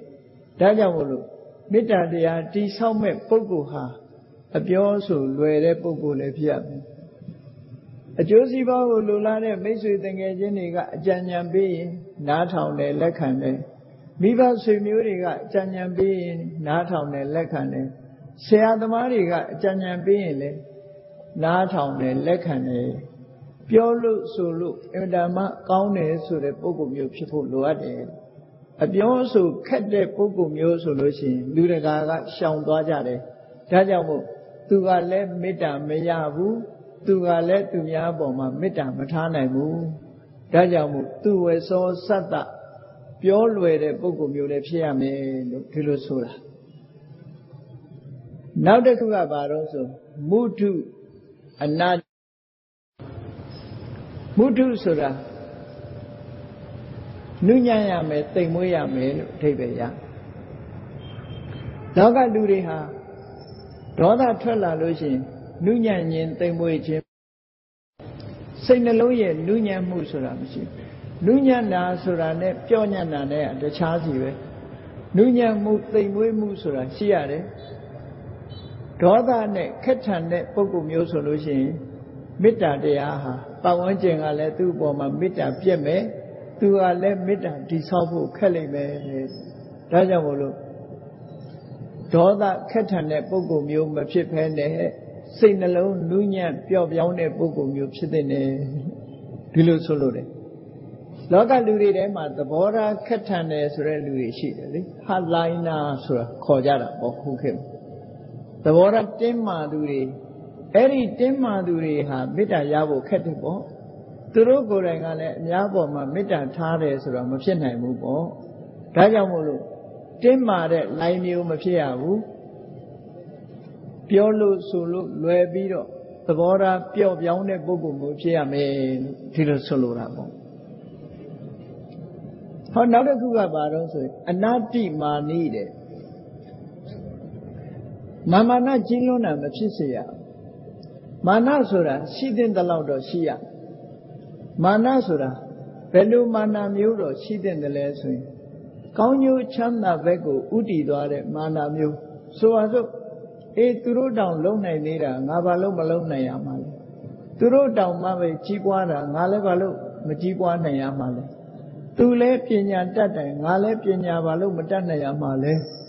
သူလည်းထွေးစားတာပဲငါလည်းထွေးစားတာပဲငါလည်းဖြစ်အောင်လုပ်မယ်ဆိုတဲ့မာနမျိုးလေးကတော့ရှိရမယ်လို့ဒီလိုဆိုလိုတယ်နော်အဲ့ဒီမာနမျိုးကရှိရမယ်အဲ့ဒီမာနတဲ့ပူလွန်သွားတဲ့အတိမာနဘယ်သူမှခရီးမဆိုင်ဘူးဟဲ့ဆိုတဲ့မာနမျိုးနော်ဘယ်သူမှလူမထင်ဘူးဆိုတဲ့မာနမျိုးကြပိုးဆိုးသွားတယ်နော်အဲ့တော့သူများကိုလူမထင်ရင်သူလည်းလူထင်မှာမဟုတ်တော့ဘူးပေါ့အဲ့ဒီလိုလွန်ကဲတဲ့မာနမျိုးတော့မရှိစေရဘူးသို့တော့တ ထားတဲ့နဲ့မာနမျိုးတော့ရှိရမယ်ကိုယ်ရည်ချင်းကိုယုံကြည်တယ်ဖြစ်အောင်လုပ်မယ်မဖြစ်မနေရအောင်ကြိုးစားမယ်ဆိုတဲ့စိတ်ဓာတ်မျိုးမာနာမျိုးတော့လူတိုင်းမှာရှိတဲ့တယ်ဒါကြောင့်မို့မေတ္တာတရားတည်ဆောက်တဲ့အခါမှာအဲ့ဒီတဲ့ပုံမူတဲ့သူများအပေါ်မှာစော်ကားတဲ့မာနာမျိုးမရှိစေရဘူးလို့မာနကြီးလွန်အားကြီးရင်ပတ်ဝန်းကျင်ကလည်းသူ့ကိုရှောင်သွားနိုင်တယ်သူကလည်းပဲအများအပေါ်မှာမာနတွေတခွဲသားဖြစ်နေသည့်အတွက်ကြောင့်မေတ္တာတရားတည်ဆောက်ဖို့ဆိုတာမဖြစ်နိုင်ဘူးတဲ့ဒီလိုဆိုလိုတာနော်အဲ့တော့ပေါင်းလိုက်တဲ့အခါကျတော့သက်ကောဥစုစာသူဟုစုစာသူဝဆောသတ္တမုဒုအနာတိမာနိဆိုအင်္ဂါ6ချက်ရှိသွားနော်အယီချင်းကိုရွေးချယ်တာဓမေတ္တာပွားမဲ့ပုဂ္ဂိုလ်တွေဟာကိုယ့်ကိုဒီအင်္ဂါရက်တွေနဲ့ပြည့်စုံအောင်လုပ်ဖို့လိုအပ်တယ်လို့ဒီလိုပြောတာနော်နောက်တစ်ခုရှိရမယ့်အယီချင်းတွေကဘာတွေလဲလို့ဆိုလို့ရှိရင်နော်တန်တုတ်တကောစာတန်တုတ်တကဆိုတာတန်ဆိုတာကိုယ်မှာရှိတာတုတဆိုတာကျင့်တတ်တာကိုယ်ရှိတာနဲ့ကျင့်တတ်တယ်ကိုယ်ရှိတာနဲ့ကျင့်တတ်သည့်အတွက်ကြောင့်သူများဟာကိုရကျင်တဲ့စိတ်မရှိဘူးဒီလိုဆိုလိုတာပေါ့နော်ကိုယ်ရှိတာနဲ့မကျင့်တတ်တဲ့လူကသူများဟာကိုရကျင်လာတော့ပြဿနာတက်တယ်ပေါ့ဒါကြောင့်မို့ကိုယ်ရှိတာနဲ့ကျင့်တတ်နိုင်ဖို့လိုအပ်တယ်ကိုယ်ဟာနဲ့ကျင့်တတ်ဖို့လိုအပ်တယ်နောက်တစ်ခုကရှိတာနဲ့ကျင့်တတ်တယ်အဓိပ္ပာယ်တစ်ခုကရှိတာနဲ့ကျင့်တတ်တယ်နောက်အဓိပ္ပာယ်တစ်ခုတော့မြတ်တစွာကျင့်တတ်တယ်ဓာတ်လူညီလူကျင့်တတ်တယ်ဆိုတဲ့အဓိပ္ပာယ်မျိုးအဲ့တော့ဘယ်လိုဟာပဲဖြစ်ဖြစ်ကိုယ်စိတ်ထဲမှာမကျေမနပ်ကြီးဖြစ်နေတာဟာမကောင်းဘူးကျင့်တတ်မှုရှိနေရမယ်ကျင့်တတ်မှုရှိမှမေတ္တာဆိုတာတည်ဆောက်လို့ရမယ်မကျေမနပ်တွေဖြစ်နေလို့ရှိရင်လည်းမေတ္တာတည်ဆောက်လို့မရနိုင်ဘူးတဲ့ပစ္စည်းဥစ္စာနဲ့ပတ်သက်ပြီးတော့လေကိုယ်ရှိတာနဲ့ကိုယ်ဟာနဲ့ကျင့်တတ်ရမယ်သူများဟာကိုမျက်စောင်းမထိုးရဘူးရှိတာနဲ့ကျင့်တတ်ရမယ်မရှိတာကိုသွားပြီးတော့မျက်စောင်းမထိုးရဘူးမြတ်ညီမြစွာကျင့်တတ်မှုနဲ့လည်းရှိရမယ်လို့ဒီလိုဆိုလိုတာပေါ့နော်အဲ့ဒါမှမေတ္တာတည်ဆောက်ဖို့အတွက်လွယ်ကူတယ်သူကရောဆိုတာတစုံတစ်ယောက်ကကိုယ့်ကိုပြုစုတယ်ဥပမာမိသားစုမှာဆိုလို့ရှိရင်အိမ်ရှင်မျိုးသမီးကချက်ပြုတ်ကျွေးတယ်ကျန်တဲ့လူတွေကချက်ပြုတ်ကျွေးတာကိုမကြိုက်ဘူးကြီးများနေတယ်ဆိုရင်ချက်ကျွေးတဲ့လူဟာမေတ္တာဖြစ်ဖို့ခဲရင်သွားတယ်ပေါ့နော်အဲ့တော့သူပရဆိုတာဒီလိုမဖြစ်ရဘူးဆိုလိုတာကသူပရမဖြစ်လို့ရှိရင်ဘာဖြစ်လဲကြီးများတယ်အင်္ဂလိပ်လိုတော့ fastidious လို့ခေါ် fastidious ဆိုတာဇီးစားကြောင်းတာဟိုဟာဖြစ်မကြိုက်ဘူးဒါဖြစ်မကြိုက်ဘူးနဲ့ကြီးများတဲ့ဟာမျိုးတွေကမေတ္တာပြည့်စုံနိုင်တယ်ဒီလိုဆိုလိုတာပေါ့အဲ့တော့မေတ္တာမပြည့်ရအောင်ဘာဖြစ်ဘာနဲ့ပဲကြွေးနော်အများလုပ်ပေးတာကိုကျင့်တတ်နိုင်တဲ့သဘောရှိရမယ်အဲ့တော့ပြုလို့စုလို့လွယ်ကူတဲ့ပုဂ္ဂိုလ်ဖြစ်ရအပြုစုခက်တဲ့ပုဂ္ဂိုလ်မျိုးမဖြစ်စေရဘူးတဲ့အပြုစုခက်လာပြီဆိုလို့ရှိရင်ပြုစုတဲ့ပုဂ္ဂိုလ်ရဲ့မေတ္တာမရနိုင်ဘူးသူကိုယ်တိုင်ကလည်းတစ်ဖက်သားပေါ်မှာမေတ္တာမတည်ဆောက်နိုင်ဘူးဒါကြောင့်မို့လို့အချင်းချင်းမေတ္တာတရားခန်းချောက်သွားနိုင်တယ်ဒါကြောင့်မို့မြတ်စွာဘုရားကသူပရပြုစုလို့လွယ်တဲ့ပုဂ္ဂိုလ်မျိုးဖြစ်ရမယ်လို့ဒီလိုခေါ်တာဒါလည်းမေတ္တာတရားတည်ဆောက်တဲ့နေရာမှာအရေးပါတဲ့အင်္ဂါရပ်တစ်ခုပဲဖြစ်တယ်ပေါ့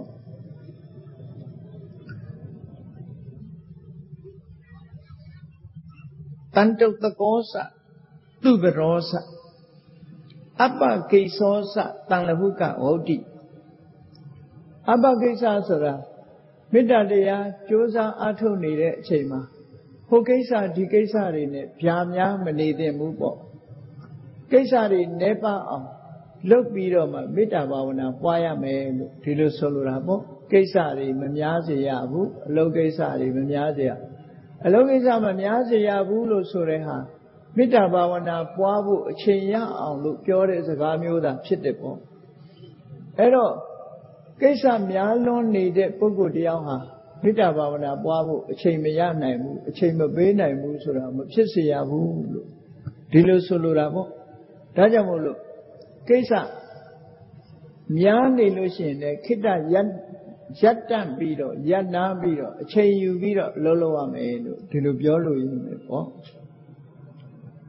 အပ္ပကိသောစတံလဟုကဝုဒ္ဓိနော်အသက်မွေးတဲ့အခါမှာပေါ့ပေါ့ပါပါအသက်မွေးတဲ့ပုဂ္ဂိုလ်မျိုး symbol like ပေါ့တကယ့်ကိုရိုးရိုးနေတဲ့ပုဂ္ဂိုလ်မျိုးလောကမှာလူတွေမှာဝတ်စားဆင်တာလဲကိန်းကြီးခန်းကြီးမရှိဘူးရိုးရိုးနေတယ်ရိုးရိုးဆက်ဆံတယ်ပြောဆိုတယ်ဆိုလို့ရှိရင်လူတိုင်းကလည်းသူ့ပေါ်မှာမေတ္တာရောက်ကြသူကိုယ်တိုင်ကလည်းပဲအများပေါ်မှာမေတ္တာထားနိုင်တဲ့အနေအထားမျိုးရှိတယ်ကိန်းကြီးခန်းကြီးများနေတဲ့ပုဂ္ဂိုလ်တယောက်ဟာဘယ်တော့မှအများပေါ်မှာမေတ္တာထားနိုင်မှာမဟုတ်ဘူးသူ့ကိုလည်းမြင်တဲ့ပုဂ္ဂိုလ်တွေကလည်းမေတ္တာထားနိုင်မှာမဟုတ်ဘူးတဲ့ဒါကြောင့်မို့လို့တန်လဟုကဝုဒ္ဓိပေါ့ပေါ့ပါပါအသက်မွေးတတ်တဲ့ပုဂ္ဂိုလ်ရိုးရိုးသားသားရိုးရိုးလေးနေတတ်တဲ့ပုဂ္ဂိုလ်မျိုးလဲဖြစ်ဖို့လိုအပ်တယ်လို့ဒီလိုဆိုလိုတာဟောနောက်တစ်ခုကြတော့ဘာလို့ဆိုတန်တိန်တရိယောစာတန်တိန်တရိယဆိုတာငြိမ်သက်အေးချမ်းတဲ့အိန္ဒိယရှိရမယ်ဒါကအရက်ထဲမှာပြောသလိုအိန္ဒိယမရဘူးဆိုတဲ့အဓိပ္ပာယ်မျိုးပြောတာမဟုတ်ဘူးငြိမ်းချမ်းတဲ့အိန္ဒိယရှိတယ်ဆိုတာဘာလဲဆိုရင်မျက်စိကမြင်ပြီးစိတ်လှုပ်ရှားမှုတွေသိပ်မဖြစ်ဘူးနားကအတန်ကြားပြီးစိတ်လှုပ်ရှားမှုတွေသိပ်မဖြစ်ဘူးနှာခေါင်းကအနံ့ရပြီးလျှာကအရသာခံပြီးခန္ဓာကိုယ်ကအထီးတွေတွေ့ပြီးစိတ်ထဲကစိတ်ကူးကြံစီပြီးအဲ့ဒီအာယုန်တွေနဲ့ပတ်သက်ပြီးတော့ခဏမငြိမ်တဲ့လောဘဒေါသဆိုတာမဖြစ်စေရဘူးအိန္ဒိယရနေနိုင်ရမယ်လို့ဒီလိုဆိုလိုတာနော်မျက်စိနာနာလျှာကိုယ်စိတ်လို့ဆိုတဲ့ဟောဒီအိန္ဒြေ6ပါးအိန္ဒြေ6ပါးနဲ့ပတ်သက်လာတဲ့အခါမှာစိတ်လှုပ်ရှားမှုတွေများပြားပြီးလောဘဒေါသတွေများပြားလာတဲ့ပုဂ္ဂိုလ်ဟာငြိမ်းချမ်းတဲ့အိန္ဒြေမရှိဘူးလို့ဒီလိုဆိုလိုတယ်အဲ့ဒါလို့စိတ်လှုပ်ရှားပြီးငြိမ်းချမ်းမှုမရှိတဲ့ပုဂ္ဂိုလ်မျိုးတွေဟာလည်းမေတ္တာထားဖို့ခက်ခဲလာတယ်သူ့ရဲ့တဏ္ဍာမှာမေတ္တာတည်ဆောက်ဖို့ခက်တယ်သူ့ကိုကြည့်ပြီးတော့လေအများကမေတ္တာဖြစ်ဖို့ဆိုတာလည်းခက်လာတယ်ဒါကြောင့်မို့တန်တိန်တရိယငြိမ်သက်တဲ့အေးချမ်းတဲ့အိန္ဒိယမျိုးရှိအောင်လဲစိတ်နှလုံးအေးချမ်းသူဖြစ်အောင်လဲကြိုးစားအထောက်ရမယ်လို့ဒီလိုဆိုလိုတာဟောနောက်တစ်ခုကဘာတော့ဆိုနိပကောဆိုတာပညာအသိပညာရှိဖို့လိုတယ်ဆင်ញင်တုံတရားပေါ့လောကမှာလူတွေမှာပညာနည်းလာပြီဆိုလို့ရှိရင်မှားမှားယွင်းယွင်းနေလုံးမိတတ်တယ်ပေါ့အဲ့ဒါလို့မှားမှားယွင်းယွင်းနေမလုံးမိအောင်ပညာနည်းတဲ့ပုဂ္ဂိုလ်မျိုးမဖြစ်အောင်လေကြိုးစားအထောက်အောင်မယ်ပညာကိုမိမိတဏ္ဍာမှာရလာအောင်ကြိုးစားအထောက်ဖို့လိုအပ်တယ်ရှင်းကျက်တဲ့ပညာမျိုးလည်းရှိရမယ်လို့ဒီလိုဆိုလိုတယ်ပေါ့နောက်တစ်ခုကအပ္ပခတ်ဘောပက္ခဖဆိုတာရိုင်းပြအမှုအရာမရင်ကျေးတာကိုဆိုလိုတယ်အပြောဆိုမရင်ကျေးဘူးအပြုအမူမရင်ကျေးဘူးရိုင်းရိုင်းဆိုင်ဆိုင်ရှိတယ်နော်ပြောတာဆိုတာရိုင်းဆိုင်တယ်သွားတာလာတာနေတာထိုင်တာဆက်ဆံတာအလုံးဟာရိုင်းရိုင်းပြပြဖြစ်တယ်စိတ်ဓာတ်ကလည်းရိုင်းဆိုင်တယ်ဆိုတဲ့ပုဂ္ဂိုလ်တရားဟာသူများအပေါ်လဲမေတ္တာတည်ဆောက်နိုင်မှာမဟုတ်ဘူးသူ့ပေါ်မှာလဲသူကလည်းပဲဒီသူ့ပေါ်လဲတခြားလူတွေကမေတ္တာရောက်မှာမဟုတ်ဘူးတဲ့ဒါကြောင့်မို့အပြန်အလှန်မေတ္တာမရောက်နိုင်သည့်အတွက်ကြောင့်အပက္ခပရိုင်းပြမှုတွေမရှိစေနဲ့လိမ္မာရမယ်ယဉ်ကျေးရမယ်သိမ်မွေ့ရမယ်ဆိုတဲ့အဓိပ္ပာယ်ပေါ့ရိုင်းပြတဲ့အမှုအရာအပြောဆိုတွေကရှောင်ရှားရမယ်ဒီလိုဆိုလိုတယ်ပေါ့အဲ့ဒါကိုအပက္ခပေါ့ကုလေသွားနာနုခိတ်တော်ယဟန်တန်ဃာတွေနဲ့ပတ်သက်လာလို့ရှိရင်ယဟန်တန်ဃာတွေတဲ့တရားဓမ္မတွေအပေါ်မှာခင်မင်လွန်လို့ရှိရင်မကောင်းဘူးလို့ဒီလိုဆိုလို့ရတယ်ပေါ့လူလောကလူတွေထဲမှာလည်းပဲတယောက်အပေါ်မှာခင်မင်လွန်တဲ့စိတ်တွေများလာလို့ရှိရင်အများအပေါ်မှာမေတ္တာထားဖို့ခက်ခဲလာတတ်တယ်ပေါ့ ကိုနဲ့ရင်းနှီးတဲ့မိတ်ဆွေသင်္ဃတခြားလူနဲ့ပေါင်းသင်းဆက်ဆံတာကိုမကြိုက်နိုင်တဲ့အနေအထားမျိုးတွေဖြစ်လာလို့မေတ္တာပြတ်တတ်တယ်တဲ့ဒါကြောင့်မို့ကုလေသွားနာနုခိတ်တော်ကိုယ့်ရဲ့ယဟန်ဒီအနေနဲ့ပြောရင်ကိုယ့်ရဲ့ချီညိုကိုးဝယ်တဲ့ဒကာဒကမအပေါ်မှာတွေ့တာလွန်းတာမကောင်းဘူးမိတ်ဆွေသင်္ဃာတွေအပေါ်မှာတွေ့တာလွန်းတာလည်းမကောင်းဘူးလို့ဒီလိုဆိုလိုတယ်ပေါ့အေးအဲ့ဒါလို့တွေ့တာလွန်းမှုတွေဖြစ်လာလို့ရှိရင်မေတ္တာတည်ဆောက်ဖို့ခက်တယ်နာသခုဒ္ဓမာစေကိဉ္စီယေနဝေညုပရိဥပဝရေယယေနဝေညုပရိဥပဝရေယဆိုတာပညာရှိတဲ့အသိပညာရှိတဲ့ပုဂ္ဂိုလ်တွေကဟိုကိစ္စဒီကိစ္စနဲ့ပတ်သက်လာလို့ရှိရင်အပြစ်တင်လာတတ်တယ်ပေါ့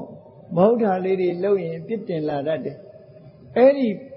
အသိပညာရှိတဲ့ပုဂ္ဂိုလ်တွေပြောစရာဆိုစရာဖြစ်လောက်အောင်အစွမ်းအစအလေးတွေကိုမဖြစ်စေနဲ့လို့ဒီလိုဆိုလိုတယ်နာသခုဒ္ဓမာစရိကိဉ္စီနော်အသေးဖွဲလို့ထင်ရပေမဲ့လို့အများပညာရှိအများအပြစ်တင်စရာအလုပ်များကြံတဲ့အလုပ်တွေအများက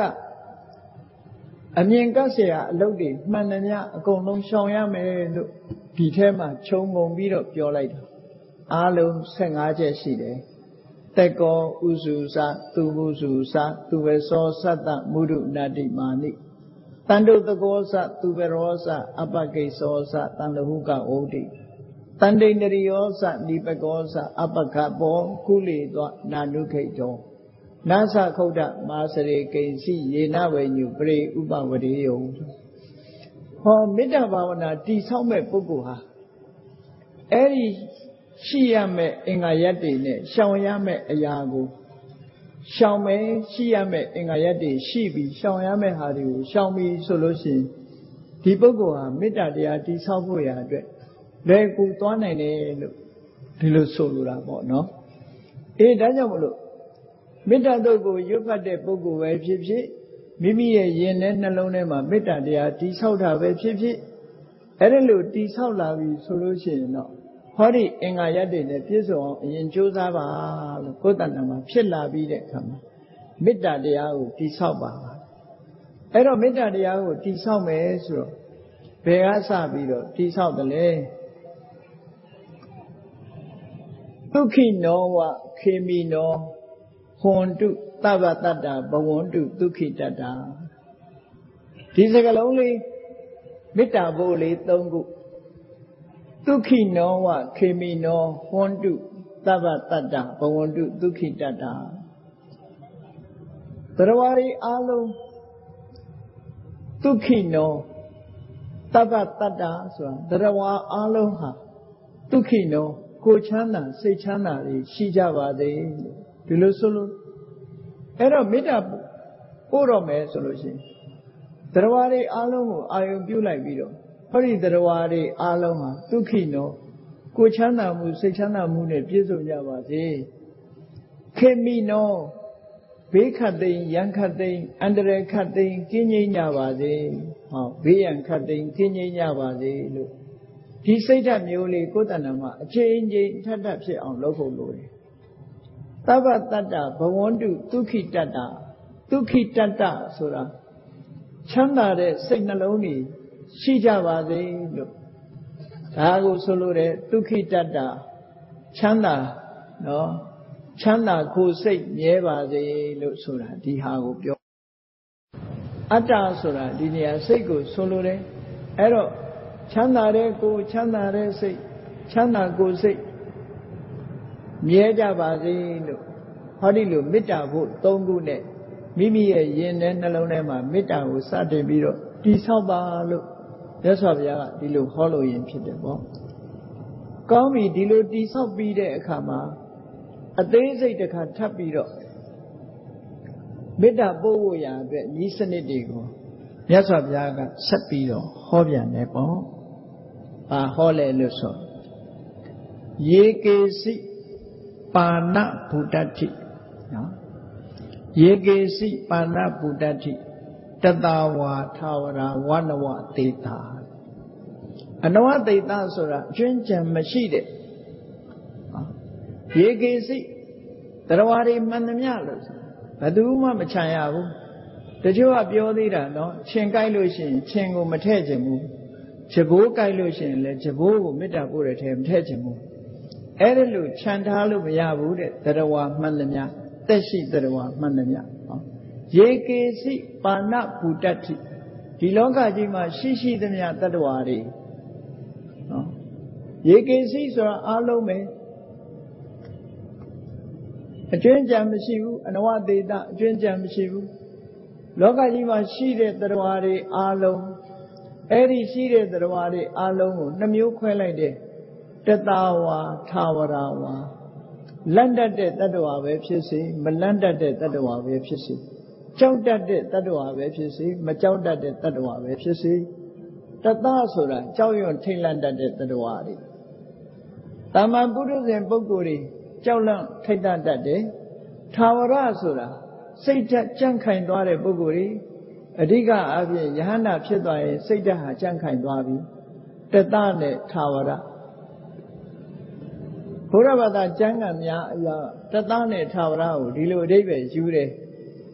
Todo India Nangama Gani Tonga needed Chain Wada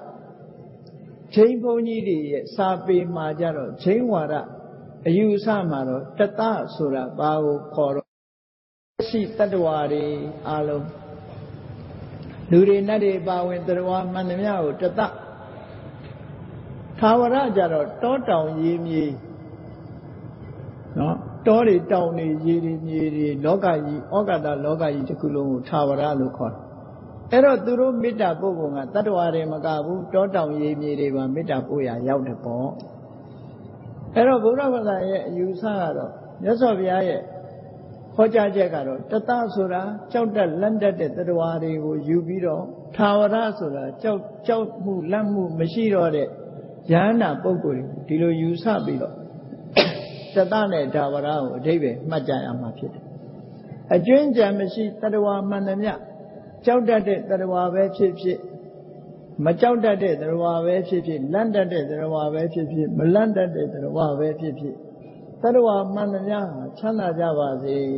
Tilo Solurapo.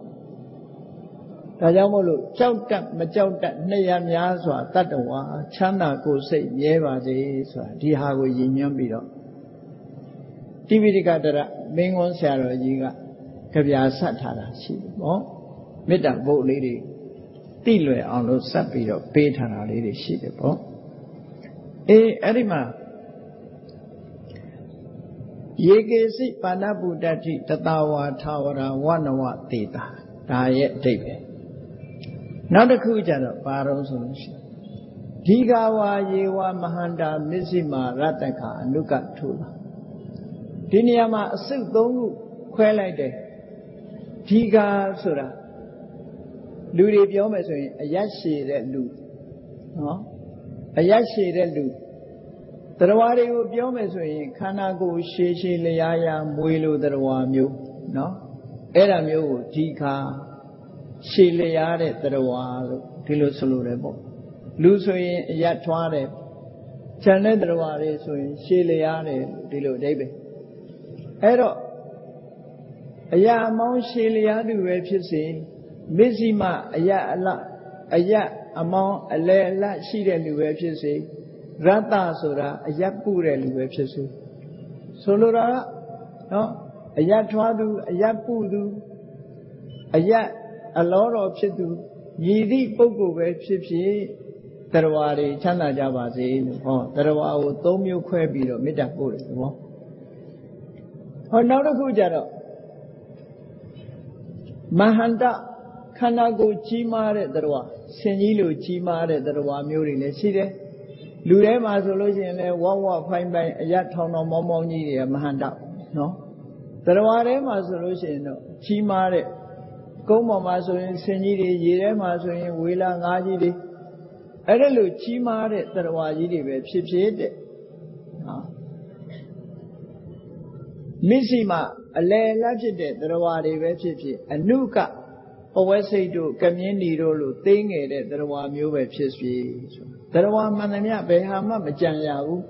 ခန္ဓာကိုယ်ကြီးမားတဲ့တရားပဲဖြစ်ဖြစ်အရွယ်အစားသိငယ်တဲ့တရားပဲဖြစ်ဖြစ်အလယ်အလတ်အရွယ်ရှိတဲ့တရားပဲဖြစ်ဖြစ်တရားအားလုံးဟာချမ်းသာကြပါစေလို့ဟောလို့မေတ္တာပို့တဲ့သဘောနောက်တစ်ခုကြတော့ထူလဆိုတာ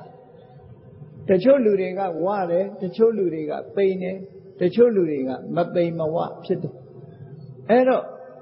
နော်ဝါတဲ့လူမှမေတ္တာပို့ရမှာမဟုတ်ဘူးပိန်တဲ့လူမှမေတ္တာပို့ရမှာလည်းမဟုတ်ဘူးဝါသူတွေလည်းချမ်းသာကြပါစေနော်မပိန်မဝအလောတော်ရှိတဲ့လူတွေလည်းချမ်းသာကြပါစေပိန်နေတဲ့လူတွေလည်းချမ်းသာကြပါစေဟောဒီလိုခန္ဓာကိုယ်သုံးမျိုးကိုကြည့်ပြီးတော့အခုလို့လောကကြီးတစ်ခုလုံးကိုခြုံငုံပြီးတော့ဒီလိုတရားတွေအားလုံးကိုမေတ္တာပို့တာဒါကိုဆိုလို့တယ်ဒီဃဝါယေဝမဟန္တာမစ္စိမာရတ္တကအနုကထူလာလို့ဆိုအဲ့ဒါလို့ဒီတတ္တဝါတွေနဲ့ပတ်သက်ပြီးတော့မေတ္တာပို့ရမယ်တဲ့လောကမှာရှိတဲ့တတ္တဝါတွေနဲ့ပတ်သက်ပြီးတော့အာလုံးတတ္တဝါတွေချမ်းသာကြပါစေမြည်သည့်တတ္တဝါဖြစ်ဖြစ်ချမ်းသာကြပါစေလို့ဒီလိုမေတ္တာပို့နောက်တစ်ခါကျတော့ဒိဋ္ဌဝါယေဝအဒိဋ္ဌယေဝဒုတွေဝတ္တန္တိအဝိတုတွေဒိဋ္ဌဆိုတာမြင်ရတဲ့တတ္တဝါအဒိဋ္ဌဆိုတာမိမိမျက်စိအောင်မရောက်မမြင်ရတဲ့တတ္တဝါယေဝဒုတွေဝတ္တန္တိအဝိတုတွေအဝေးနေတဲ့တတ္တဝါနော်အဝိတုရအနီးမှာနေတဲ့တတ္တဝါဆိုလိုတာကမြင်ရတဲ့တတ္တဝါပဲဖြစ်ဖြစ်မမြင်ရတဲ့တတ္တဝါပဲဖြစ်ဖြစ်ကိုယ်အနီးမှာရှိတဲ့တတ္တဝါပဲဖြစ်ဖြစ်ကိုယ်နဲ့ဝေးလံတဲ့ဒေသမှာရှိတဲ့တတ္တဝါပဲဖြစ်ဖြစ်မြည်သည့်တတ္တဝါပဲဖြစ်ဖြစ်တတ္တဝါတွေချမ်းသာကြပါစေလို့ဒါကအာယုံပြုနိုင်တယ်များပြုပြီးတော့မေတ္တာဘာဝနာပွားနည်းကိုမြတ်စွာဘုရားကဟောကြားတာဖြစ်ပါတယ်နော်မေတ္တာဘာဝနာပွားနိုင်အောင်လို့ဟောကြားတာဖြစ်တယ်ပေါ့နောက်တစ်ခုကဘာတော့ဆိုရင်ဘူတာဝါတမ္ပဝေတိဝဘူတာဆိုတာထင်းထင်းရှားရှားပြီးပြင်းဖြစ်သွားတဲ့ပုဂ္ဂိုလ်တွေလူပြီးပြင်းဖြစ်သွားတယ်လူတွေဆိုလို့ရှိရင်မိခင်ရဲ့ဝမ်းကမွေးဖွားလာပြီးတော့လူသားပြီးပြင်းဖြစ်လာပြီဆိုရင်ဘူတမိခင်ဝမ်းထဲမှာပဲရှိသေးတယ်ကလလရေကြီးတီစားကနေစပြီးရုပ်ပုံမပြီးပြင်းသေးဘူးဆိုလို့ရှိရင်ဒါတမ္ပဝေတိတနည်းအားဖြင့်ဆိုလို့ရှိရင်တော့ဘူတဆိုတာဖြစ်ပြီးတဲ့တတ္တဝါတွေမှန်သမျှဘူတတခြားနည်းနဲ့မွေးဖွားပြီးတတ္တဝါမှန်သမျှဘူတမွေးဖို့တာဆူနေတဲ့ပုဂ္ဂိုလ်တွေပြည့်စုံမဖြစ်သေးတဲ့ပုဂ္ဂိုလ်တွေကိုတမ္ပဝေတိလို့ဒီလိုခွဲခြားလာအဲ့တော့ခန္ဓာကိုယ်ပြီးပြင်းနဲ့မွေးဖွားပြီးတဲ့ပုဂ္ဂိုလ်ပဲဖြစ်စေမမွေးဖွားရသေးတဲ့မွေးဖွားမှုကိုရှာဖွေနေကြတဲ့ပုဂ္ဂိုလ်မျိုးပဲဖြစ်စေသို့မဟုတ်လောကကြီးမှာဖြစ်ဖူးပြီးလို့နောက်ထပ်ဖြစ်เสียမလိုတော့တဲ့ပုဂ္ဂိုလ်မျိုးတွေပဲဖြစ်စေကံတရားတွေမကုန်သေးသည့်အတွက်ကြောင့်ဘဝခရီးမှာရှောင်လန်းနေကြမဲ့ပုဂ္ဂိုလ်မျိုးတွေပဲဖြစ်စေတဲ့ဘူတာဝါတမ္ပဝေတိဝသဗ္ဗတတ္တဘဝန္တုဒုက္ခိတတ္တတရဝမှန်သမျှချမ်းသာကိုယ်စိတ်မြဲကြပါစေဒီလိုဆိုလိုတာပေါ့နော်အဲ့ဒါလို့မေတ္တာဘာဝနာပွားများအားထုတ်တယ်ဒါကတရဝါတွေနဲ့အတီးတီခွဲပြီးတော့မေတ္တာဘာဝနာပွားများအားထုတ်ပုံကိုမြတ်စွာဘုရားဟောတာနောက်ထပ်မေတ္တာပွားပုံလေးတစ်နည်းကိုတစ်ခါဟောပြန်နာပရောပရံနိကုပ္ပေထဒါဒီကနေ့ခေတ်မှာအရေးကြီးတဲ့မေတ္တာထားနည်းတစ်ခုပဲပေါ့နာပရောပရံနိကုပ္ပေထဆို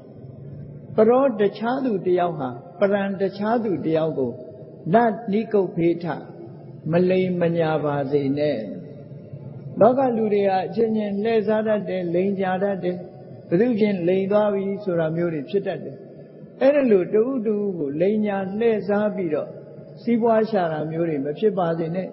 တရားဝါတွေဟာတယောက်နဲ့တယောက်မလိမ်ကြပါစေနဲ့မလိစားကြပါစေနဲ့လို့ဆိုတဲ့ဟာလည်းပဲတရားဝါတွေရဲ့ကြုံတွေ့နေရတဲ့ဆင်းရဲဒုက္ခအပေါ်မှာပယ်ဖြောက်လို့တဲ့ သဘောထားမှုဒါလည်းပဲမေတ္တာဘာဝနာပွားတယ်လို့ခေါ်တယ်နော်တဦးနဲ့တူလှိစားပြီးတော့လိန်ညာတာတွေမလုပ်ကြပါစေနဲ့ဟောဒီမေတ္တာပွားနည်းကလည်းပဲပွားရမယ်နာပရောပရံနိကုပ္ပေထနာတိမင်္ဂေထကတ္တစီနာခိဉ္စီကံစီနာကံစီကံစီဆိုတာဘု து ကိုမြတ်ကတ္တစီဘယ်ကိစ္စနဲ့မှပဲနော်နာတိမင်္ဂေထအထင်သေးအမြင်သေးမလုပ်ကြပါစေနဲ့လူဆိုတာတယောက်တယောက်အထင်သေးတတ်တာလည်းရှိတယ်ဇီဝဥစ္စာရှိတဲ့လူကမရှိတဲ့လူကိုထင်သေးတယ်ပညာတတ်တဲ့လူကမတတ်တဲ့လူကိုထင်သေးတယ်နော်အစစ်မြင့်တဲ့လူကအစစ်နှိမ့်တဲ့လူကိုထင်သေးတယ်ဆိုတာမျိုးတွေအဲ့ဒါမျိုးတွေမဖြစ်ကြပါစေနဲ့ဘယ်ကိစ္စမှဘယ်သူတယောက်ကိုမှအထင်မြင်သေးတာမျိုးတွေမရှိကြပါစေနဲ့ဟောအားလုံးအထင်မြင်မသေးကြဘူးလို့ဆိုလို့ရှိရင်တော့ဒါတဝုတူမေတ္တာတက်ရောက်တဲ့ဆိုတဲ့အဓိပ္ပာယ်ကိုပြောတာဒါလည်းလောကကြီးမှာအဖြစ်များတာတွေမဖြစ်ဖို့ရာအတွက်မေတ္တာပွားနည်းကတခုပဲဖြစ်တယ်ပေါ့ဟောနောက်တစ်ခုကဘာတော့ဆိုရင်ဗျာရောတနာပဋိကဗျာရောတနာဆိုတာ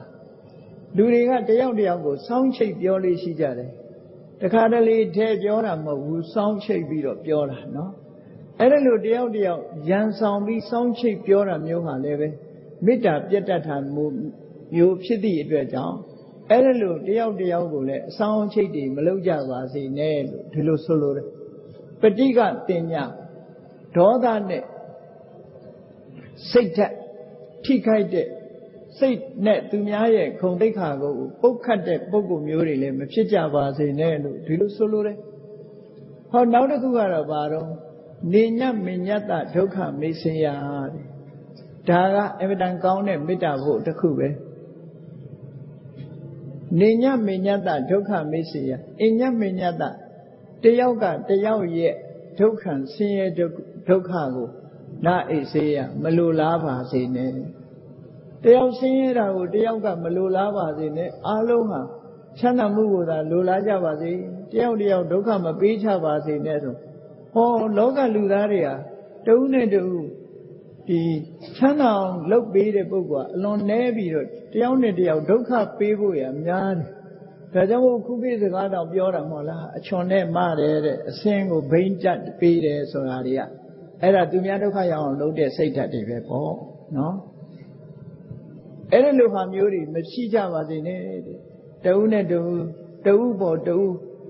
ဆင်းရဲဒုက္ခကိုလိုလားတဲ့စိတ်ဓာတ်တွေမမွေးကြပါစေနဲ့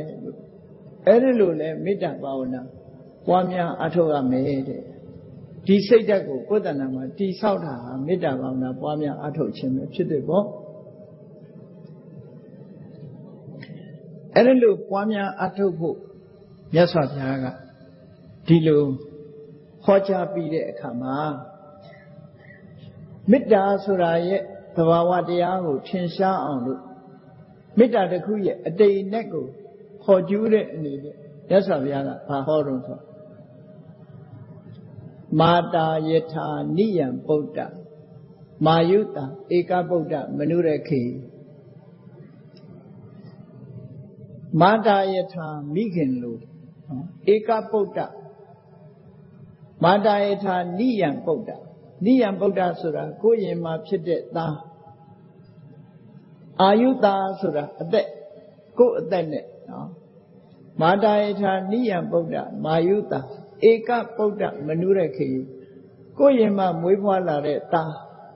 တူဒီသောသားသမီးကိုမိခင်ဟာအသက်ပေးပြီးတော့ချစ်ခင်မြတ်နိုးသလိုစောင့်ရှောက်သလိုတဲ့ဆိုလိုတာက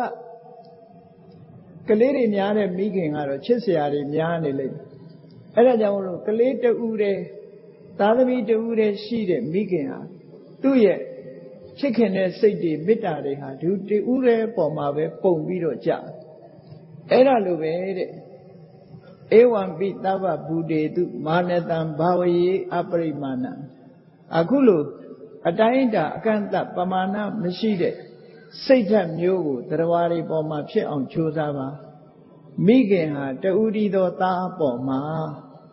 ချစ်ခင်တဲ့မေတ္တာဓာတ်တွေစုပုံပြီးတော့အသက်ပမာဏမထားပဲပေးတယ်လို့ တရားတွေအားလုံးပေါ်မှာအဲ့ဒါလို့ချစ်ခင်တဲ့စိတ်ဓာတ်မျိုးဖြစ်အောင်ကြိုးစားပါပွားများအားထုတ်ပါလို့ဒီလိုဆိုလိုတယ်ဆိုလိုတာကမိခင်တယောက်ကသားသမီးချစ်တယ်လို့တရားတွေအားလုံးပေါ်မှာချစ်မြတ်နိုးတတ်ပါစေဒီအဓိပ္ပာယ်ကိုဆိုတာနော်အဲ့ဒီလိုမေတ္တာဘာဝနာတည်ဆောက်တဲ့အခါမှာအဲ့ဒီလိုခိုင်မာတဲ့မေတ္တာဘာဝနာမျိုးဖြစ်အောင်ကြိုးစားအားထုတ်ပါလို့မြတ်စွာဘုရားကမေတ္တာရဲ့သဘောထားကိုရှင်းရှားအောင်လို့ခုလိုဟောကြားတာဖြစ်တယ်ပေါ့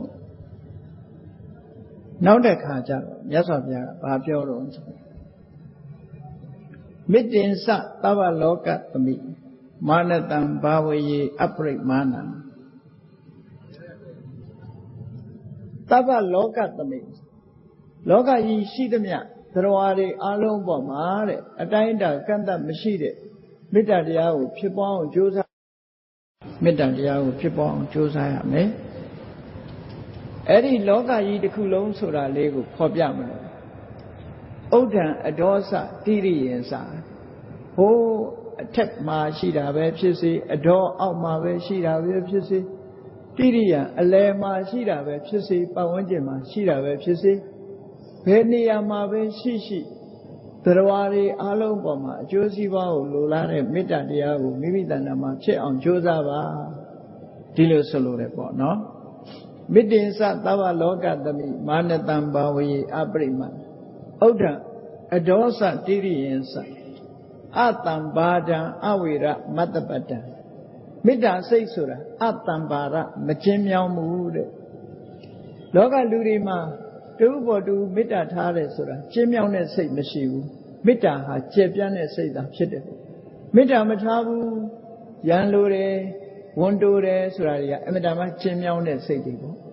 အခုကအဲ့ဒါလို့မကျဉ်းမြောင်းမှုကျယ်ပြန့်တယ်ဒါကြောင့်မို့အတ္တံပါဒံကျဉ်းမြောင်းမှုမရှိဘူးကျယ်ပြန့်တဲ့အတ္တံပါဒံအဝေရရန်ကင်းတယ်ရန်လိုမှုမရှိဘူးမေတ္တာရှိတဲ့ပုဂ္ဂိုလ်မှာရန်မရှိဘူးသူကလည်းသူများပေါ်မှာရံမလို့ဘူးဒီလိုဆိုလို့တယ်အတ္တပတ္တဆန့်ကျင်မဲ့လုပ်တဲ့ပုဂ္ဂိုလ်တွေမရှိဘူးလို့ဆိုလိုတာကဒီနေရာမှာရံမရှိဘူးလို့ဆိုတဲ့နေရာမှာအဓိကကဘာကိုပြောတာလဲဆိုမိမိရဲ့ရင်ထဲနှလုံးထဲမှာပူလောင်စေတတ်တဲ့ဒေါသဆိုတဲ့အမုန်းတရားဆိုတဲ့ရံမရှိဘူးလို့ဒီလိုဆိုလို့တယ်ပေါ့ပြင်ဘက်ကရံကတော့ရှိခြင်းရှိနိုင်တယ်ပေါ့နော်ကိုယ်ရင်ထဲမှာပူလောင်စေတတ်တဲ့ဒေါသဆိုတဲ့ဉာဏ်မရှိဘူးလို့ဒီလိုပြောတာအတ္တံပါရံအဝေရမတ္တပတ္တံအဲ့ဒီလိုမေတ္တာမျိုးလောကကြီးတစ်ခုလုံးမှာအခိုင်အမာတည်ဆောက်ပြီးတော့ပွားများအထောက်ပါလို့ဆိုတော့မေတ္တာဘာဝနာပွားတဲ့အခါမှာဘယ်အချိန်ဘယ်လိုနေတဲ့နေရာမှာပွားရမှာလဲလို့ဆိုတော့တိဋ္ဌံစရဏနိသိဏောဝတယာနောယာဝတ္တဝိတမိတောဧတံတတေအဋိဋ္ဌိယဗြဟ္မမေတံဝိဟာရမိဓမ္မဟုဆိုဟောဒီစကားနဲ့တိဋ္ဌံဆိုတာမတ္တရနေရင်လည်းပဲမေတ္တာပွားပါသမင်းချက်ဟင်းချက်မတ္တရပြီးတော့ဟင်းမွေနေတဲ့အချိန်မှာလည်းမေတ္တာပွားပါမတ္တရပြီးတော့အလုံးလုံးနေတဲ့အချိန်မှာလည်းပဲမေတ္တာပွားပါလို့ဒီလိုဆိုလို့စရံဆိုတာလမ်းလျှောက်နေတဲ့အချိန်မှာလည်းပဲကားမောင်းပြီးသွားနေတဲ့အချိန်ပဲဖြစ်စေလမ်းလျှောက်နေတဲ့အချိန်ပဲဖြစ်စေစိတ်ထဲကဟောဒီမေတ္တာနှလုံးသားဖြစ်ပေါ်နေအောင်ကြိုးစားပါနိသိဏထိုင်ပေါ်မှာထိုင်နေတာပဲဖြစ်စေအိမ်မှာထိုင်နေတဲ့အချိန်မှာပဲဖြစ်စေကားပေါ်ထိုင်နေတဲ့အချိန်ပဲဖြစ်စေအဲ့လိုထိုင်နေတဲ့အချိန်မှာလည်းပဲမေတ္တာဘာဝနာပွားများအထောက်ပါတယာနောယာဝတ္တဝိတမိတောအဲ့ရတဲ့လဲလျောင်းလာပြီအိတ်မပျော်သေးဘူးအိတ်ချင်စိတ်မရှိသေးဘူးဆိုလို့ရှိရင်လေမအိတ်ချင်သေးသမျှကာလပတ်လုံးမေတ္တာဘာဝနာပွားပါလို့ဒီလိုဆိုလိုတာပေါ့ဧတံတတေအဋိဋ္ဌိယအဲ့ဒီမေတ္တာဆိုတဲ့တတိတရားကိုကိုယ်တဏ္ဍာကိုယ်စိတ်ထဲမှာအခိုင်အမာတည်ဆောက်ပါတဲ့ဒီလိုအခိုင်အမာတည်ဆောက်ရမယ်မြတ်စွာဘုရားဒီလိုဟောတယ်အဲ့ဒါလိုအခိုင်အမာတည်ဆောက်ပြီးတော့မေတ္တာဖြင့်နေတဲ့နေထိုင်ခြင်းကိုဗြဟ္မဝိဟာရမြင့်မြတ်တဲ့နေထိုင်ခြင်းလို့ဆိုပါတယ်ကိုနေတဲ့အချိန်မှာတခြားနည်းတွေနဲ့နေတာဟာမြင့်မြတ်တဲ့နေထိုင်ခြင်းမဟုတ်သေးဘူး မေတ္တာဘာဝနာနဲ့နေပြီဆိုရင်ဒီအနေထိုင်ဟာကိုယ့်အတွက်တန်ဖိုးရှိဆုံးချီးမွမ်းဖွယ်အကောင်းဆုံးအမြင့်မြတ်ဆုံးအကောင်းဆုံးသောနေခြင်းဖြင့်နေထိုင်ခြင်းပဲဖြစ်တယ်ဒါကြောင့်မို့ဗြဟ္မဝိဟာရကိုအင်္ဂလိပ်လိုပြန်တဲ့အခါ noble abode လို့ပြန်တယ်နော်အမြတ်ဆုံးသောနေထိုင်မှုပဲမြင့်မြတ်တဲ့နေထိုင်မှုအကောင်းဆုံးနေထိုင်မှုနဲ့နေတာတို့တွေဒီစကားကိုကြည့်ပြီးတော့နေ့စဉ်နဲ့အမျှတို့နေတဲ့အခါမှာဗြဟ္မဝိဟာရလို့ခေါ်တဲ့မြင့်မြတ်တဲ့နေထိုင်မှုနဲ့နေထိုင်မှုတို့တွေဒီနေ့တစ်ချိန်မှာအချိန်ရသလောက်ကြိုးစားအထောက်ကြရမယ်လို့စိတ်ထဲမှာလို့နှလုံးသွင်းဖို့လိုအပ်တယ်ပေါ့ဗြဟ္မမေတံဝိဟာရမိဓမ္မာဟုပြီးတဲ့အခါကျတော့မြတ်စွာဘုရားကဒါကမေတ္တာဘာဝနာပွားများလို့တမာရီစွမ်းအားတွေရလာပြီဆိုရင်နောက်ဆုံးမှာဗြဟ္မပြေထီအောင်ရောက်နိုင်တယ်ပေါ့သို့တော့ဒီဘဝမှာတဏှာဝကလွတ်အောင်လုပ်ဖို့ကြတဲ့အခါကျတော့မေတ္တာဘာဝနာပွားတယ်ဆိုတာတရားဝါတွေပေါ်မှာအာယုစိုက်ပြီးတော့ပွားတာအဲ့ဒါလို့တရားဝါတွေပေါ်မှာအာယုစိုက်ပွားတာဖြစ်သောကြောင့်တရားဝါဆိုတဲ့အယူအဆတစ်ခုခေါင်းထဲမှာဆွဲသွားနိုင်တယ်ပေါ့ဆွဲသွားလို့ရှိရင်တရားဝါဆိုတဲ့အယူအဆဟာဒီဝိပဿနာဉာဏ်နဲ့ကြည့်တဲ့အခါမှာတရားဝါဆိုတာမရှိဘူးယုံနဲ့နံနှစ်မျိုးပဲရှိတယ်ဒါကြောင့်မို့လို့တရားဝါဆိုတဲ့မှားယွင်းတဲ့အမြင်တစ်ခုကိုမရောက်အောင်ကြိုးစားအထောက်ရမယ်ဝိပဿနာကျင့်စဉ်တစ်ခုကိုမြတ်စွာဘုရားကဆက်ပြီးတော့ဟောတယ်မေတ္တာဘာဝနာပွားပြီးတော့ထိုမေတ္တာကိုအခြေခံပြီးတော့ဝိပဿနာပွားတဲ့အခါမှာဒိဋ္ဌိစအနုပကမ္မတရားဝါရှိတယ်ဆိုတဲ့မှားယွင်းတဲ့အမြင်တို့မရောက်သွားစေနဲ့တဲ့တရားဝါဆိုတာမရှိဘူးယုတ်တရားနံတရားနှမျိုးသာရှိတယ်သီလဝါကိုကျင့်တရားကောင်းအောင်လုပ်ရမယ်ဝိပဿနာကျင့်စဉ်တစ်ခုကိုမေတ္တာအခြေခံပြီးကျင့်မယ်ဆိုလို့ရှိရင်သီလဝါကိုကျင့်တရားကောင်းအောင်အရင်လုပ်ကိုကျင့်တရားကောင်းအောင်လုပ်ပြီးတော့သီလဝိသုဒ္ဓိဆိုတဲ့သီလစင်ကြယ်မှုပေါ်မှာအခြေခံပြီးတော့ယုံနာဓမ္မသင်္ခါရတွေကိုရှုမြင်သုံးသပ်ခြင်းဖြင့်တရားဝါဆိုတဲ့အယူဆတစ်ခုမရောက်စေပဲနဲ့သတ္တနေနတမ္ပန္နောမှန်ကန်တဲ့အမြင်တစ်ခုမြင်ရမယ်ယုတ်တရားတက်တက်တာဖြစ်တယ်နံတရားတက်တက်တာဖြစ်တယ်တရားဝါဆိုတာမရှိဘူးငါအားဆိုတာလည်းမရှိဘူးငါအားဆိုတာလည်းမရှိဘူးဆိုတဲ့ဒီမှန်ကန်တဲ့ဉာဏ်အမြင်တစ်ခုနဲ့ပြည့်စုံအောင်ကြိုးစားပါဒါကိုဆိုလို့တယ်ဒိဋ္ဌိစနုပေက္ခမသီလဝါဒတ္တနေနတမ္ပန္နောတနည်းအားဖြင့်ပြောမယ်ဆိုရင်ကိုချင်းသီလဖြည့်ဝပြီးတဲ့အခါမှာမှားယွင်းတဲ့အမြင်တစ်ခုကိုဖယ်ရှားလိုက်ပြီးတော့သောတာပတိမဉ္ဇဉ်နဲ့ပြည့်စုံသွားပြီနိဗ္ဗာန်ကိုမြင်ပြီဆိုလို့ရှိရင်ဓတ္တနေနတမ္ပန္နောသောတာပန်ဖြစ်သွားတာကိုပြောတာသီလဝါဒတ္တနေနတမ္ပန္နောကာမေတုဝိနေယခေတံတဆင့်တိုးတက်အထောက်ဖို့ရကြတော့ကာမဂုဏ်အာယုန်ဒီပေါ်မှာတွေ့တာတက်မဲ့တဲ့တဏှာကိုဖယ်ရှားနိုင်ရမယ်မျက်စိကမြင်တဲ့အာယုန်နားကကြားတဲ့အသံအာယုန်နှာခေါင်းကနမ်းရှူရတဲ့အနတ်အာယုန်လျှာနဲ့လျက်ရတဲ့အရသာအာယုန်ခန္ဓာနဲ့ထိတွေ့ရတဲ့ထိတွေ့အာယုန်စိတ်ကူးကြံစီရတဲ့အာယုန်ဆိုတဲ့ဒီကာမဆိုတဲ့လိုချင်စရာအာယုန်တွေပေါ်မှာခေတ္တဆိုတဲ့မမောမှုကိုဖယ်ရှားပစ်ပါအဲ့ဒါကဘာကိုဆိုလိုတာလဲဆိုရင်တဂရကံအနာကံအဆင့်ထိအောင်ရောက်အောင်ကျင့်ကြံကြိုးကုပ်အားထုတ်ပါလို့ဒီလိုဆိုလိုတယ်နောက်ဆုံးမှာနာဟိဇာတုခဗ္ဗတေယပုဏ္ဏရေတိကာမဂုဏ်အာယုန်ဒီပေါ်မှာလောဘကိုဖယ်ရှားနိုင်ပြီးတော့နောက်ဆုံးမှာကြံတဲ့ကိလေသာတွေကိုဖယ်ရှားလိုက်တဲ့အခါမှာကိလေသာတွေအလုံးဖယ်လိုက်တဲ့ဖြင့်ကံတွေဟာအကျိုးမပေးနိုင်တော့သည့်အတွက်ကြောင့်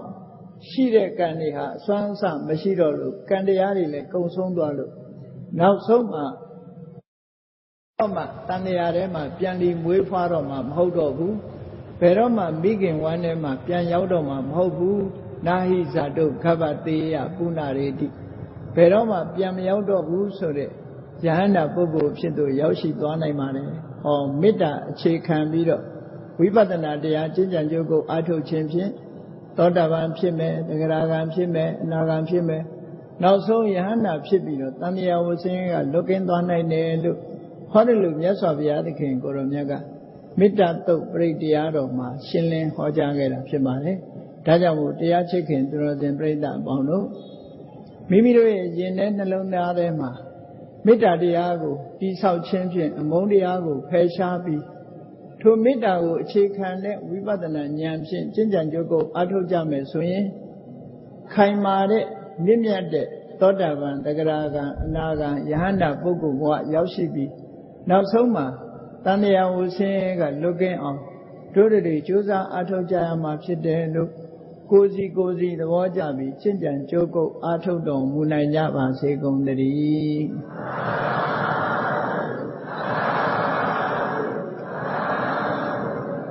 ကဲမေတ္တာပို့ရအောင်တတ္တဝါများစွာဘေးရန်กว่าချမ်းသာကြပါစေတတ္တဝါများစွာဘေးရန်กว่าချမ်းသာကြပါစေမေတ္တာရေချမ်းသုံးငါဖြံငြိမ်းချမ်းကြပါစေမေတ္တာရေချမ်းသုံးငါဖြံငြိမ်းချမ်းကြပါစေသက်ရှိကျမ်းမာစိတ်ချမ်းသာလူရဆန္ဒပြည့်ပါစေသက်ရှိကျမ်းမာစိတ်ချမ်းသာလူရပြည့်ပါစေဘုံလန္တဒုက္ခပင်ကစားမေတ္တာပုံနေတုသင်္ကမမနောတရာတိတဗေတံဘဝယန္တုဒုက္ခန္တကမေတ္တာပုံနေတုသင်္ကမစုပေါင်းပုတ်အပ်မေတ္တာတဟုရောင်မြူပါဝင်ငွေလာမင်းနှင့်ရောင်ခြင်းရှိယုံပေါင်းဆောင်ရခြင်းကြောင့်တဗေတံကျွမ်းမဲ့ဥသုံးလုံးစုံများစွာတတ္တဝါတို့၏မနောတရာတိမြင်များဖြူစင်အေးကြည်လင်းသည့်ရေစဉ်ပြည့်တင်းစိတ်နှလုံးတည်ဟုသောရေအိုင်ရေအတွင်း၌ဒုက္ခပင်ကစားစင်ထာဝရအေးမြကြည်သာတာယာပွင့်လန်းချမ်းသာဒုက္ခတည်ဟုသောကုမုဒ္ဒရာကြာပန်တို့သည်ဖုံးလန္တာဝန္တာရွှင်မြူဝမုံလူလျက်ကြည်နူးဝဲကြုံဖူးပွင့်ညကုန်သည်ဖြစ်ပေဒုက္ခန္တကလေးအောင်လေးတဲ့ရောရှက်သင်ပြန့်ပိတိတိဟုသောယနံတို့သည်ဘဝယန္တုကောင်းစွာမဲ့သွေကြိုင်လည်၍နေကြပါစေကုန်တည်း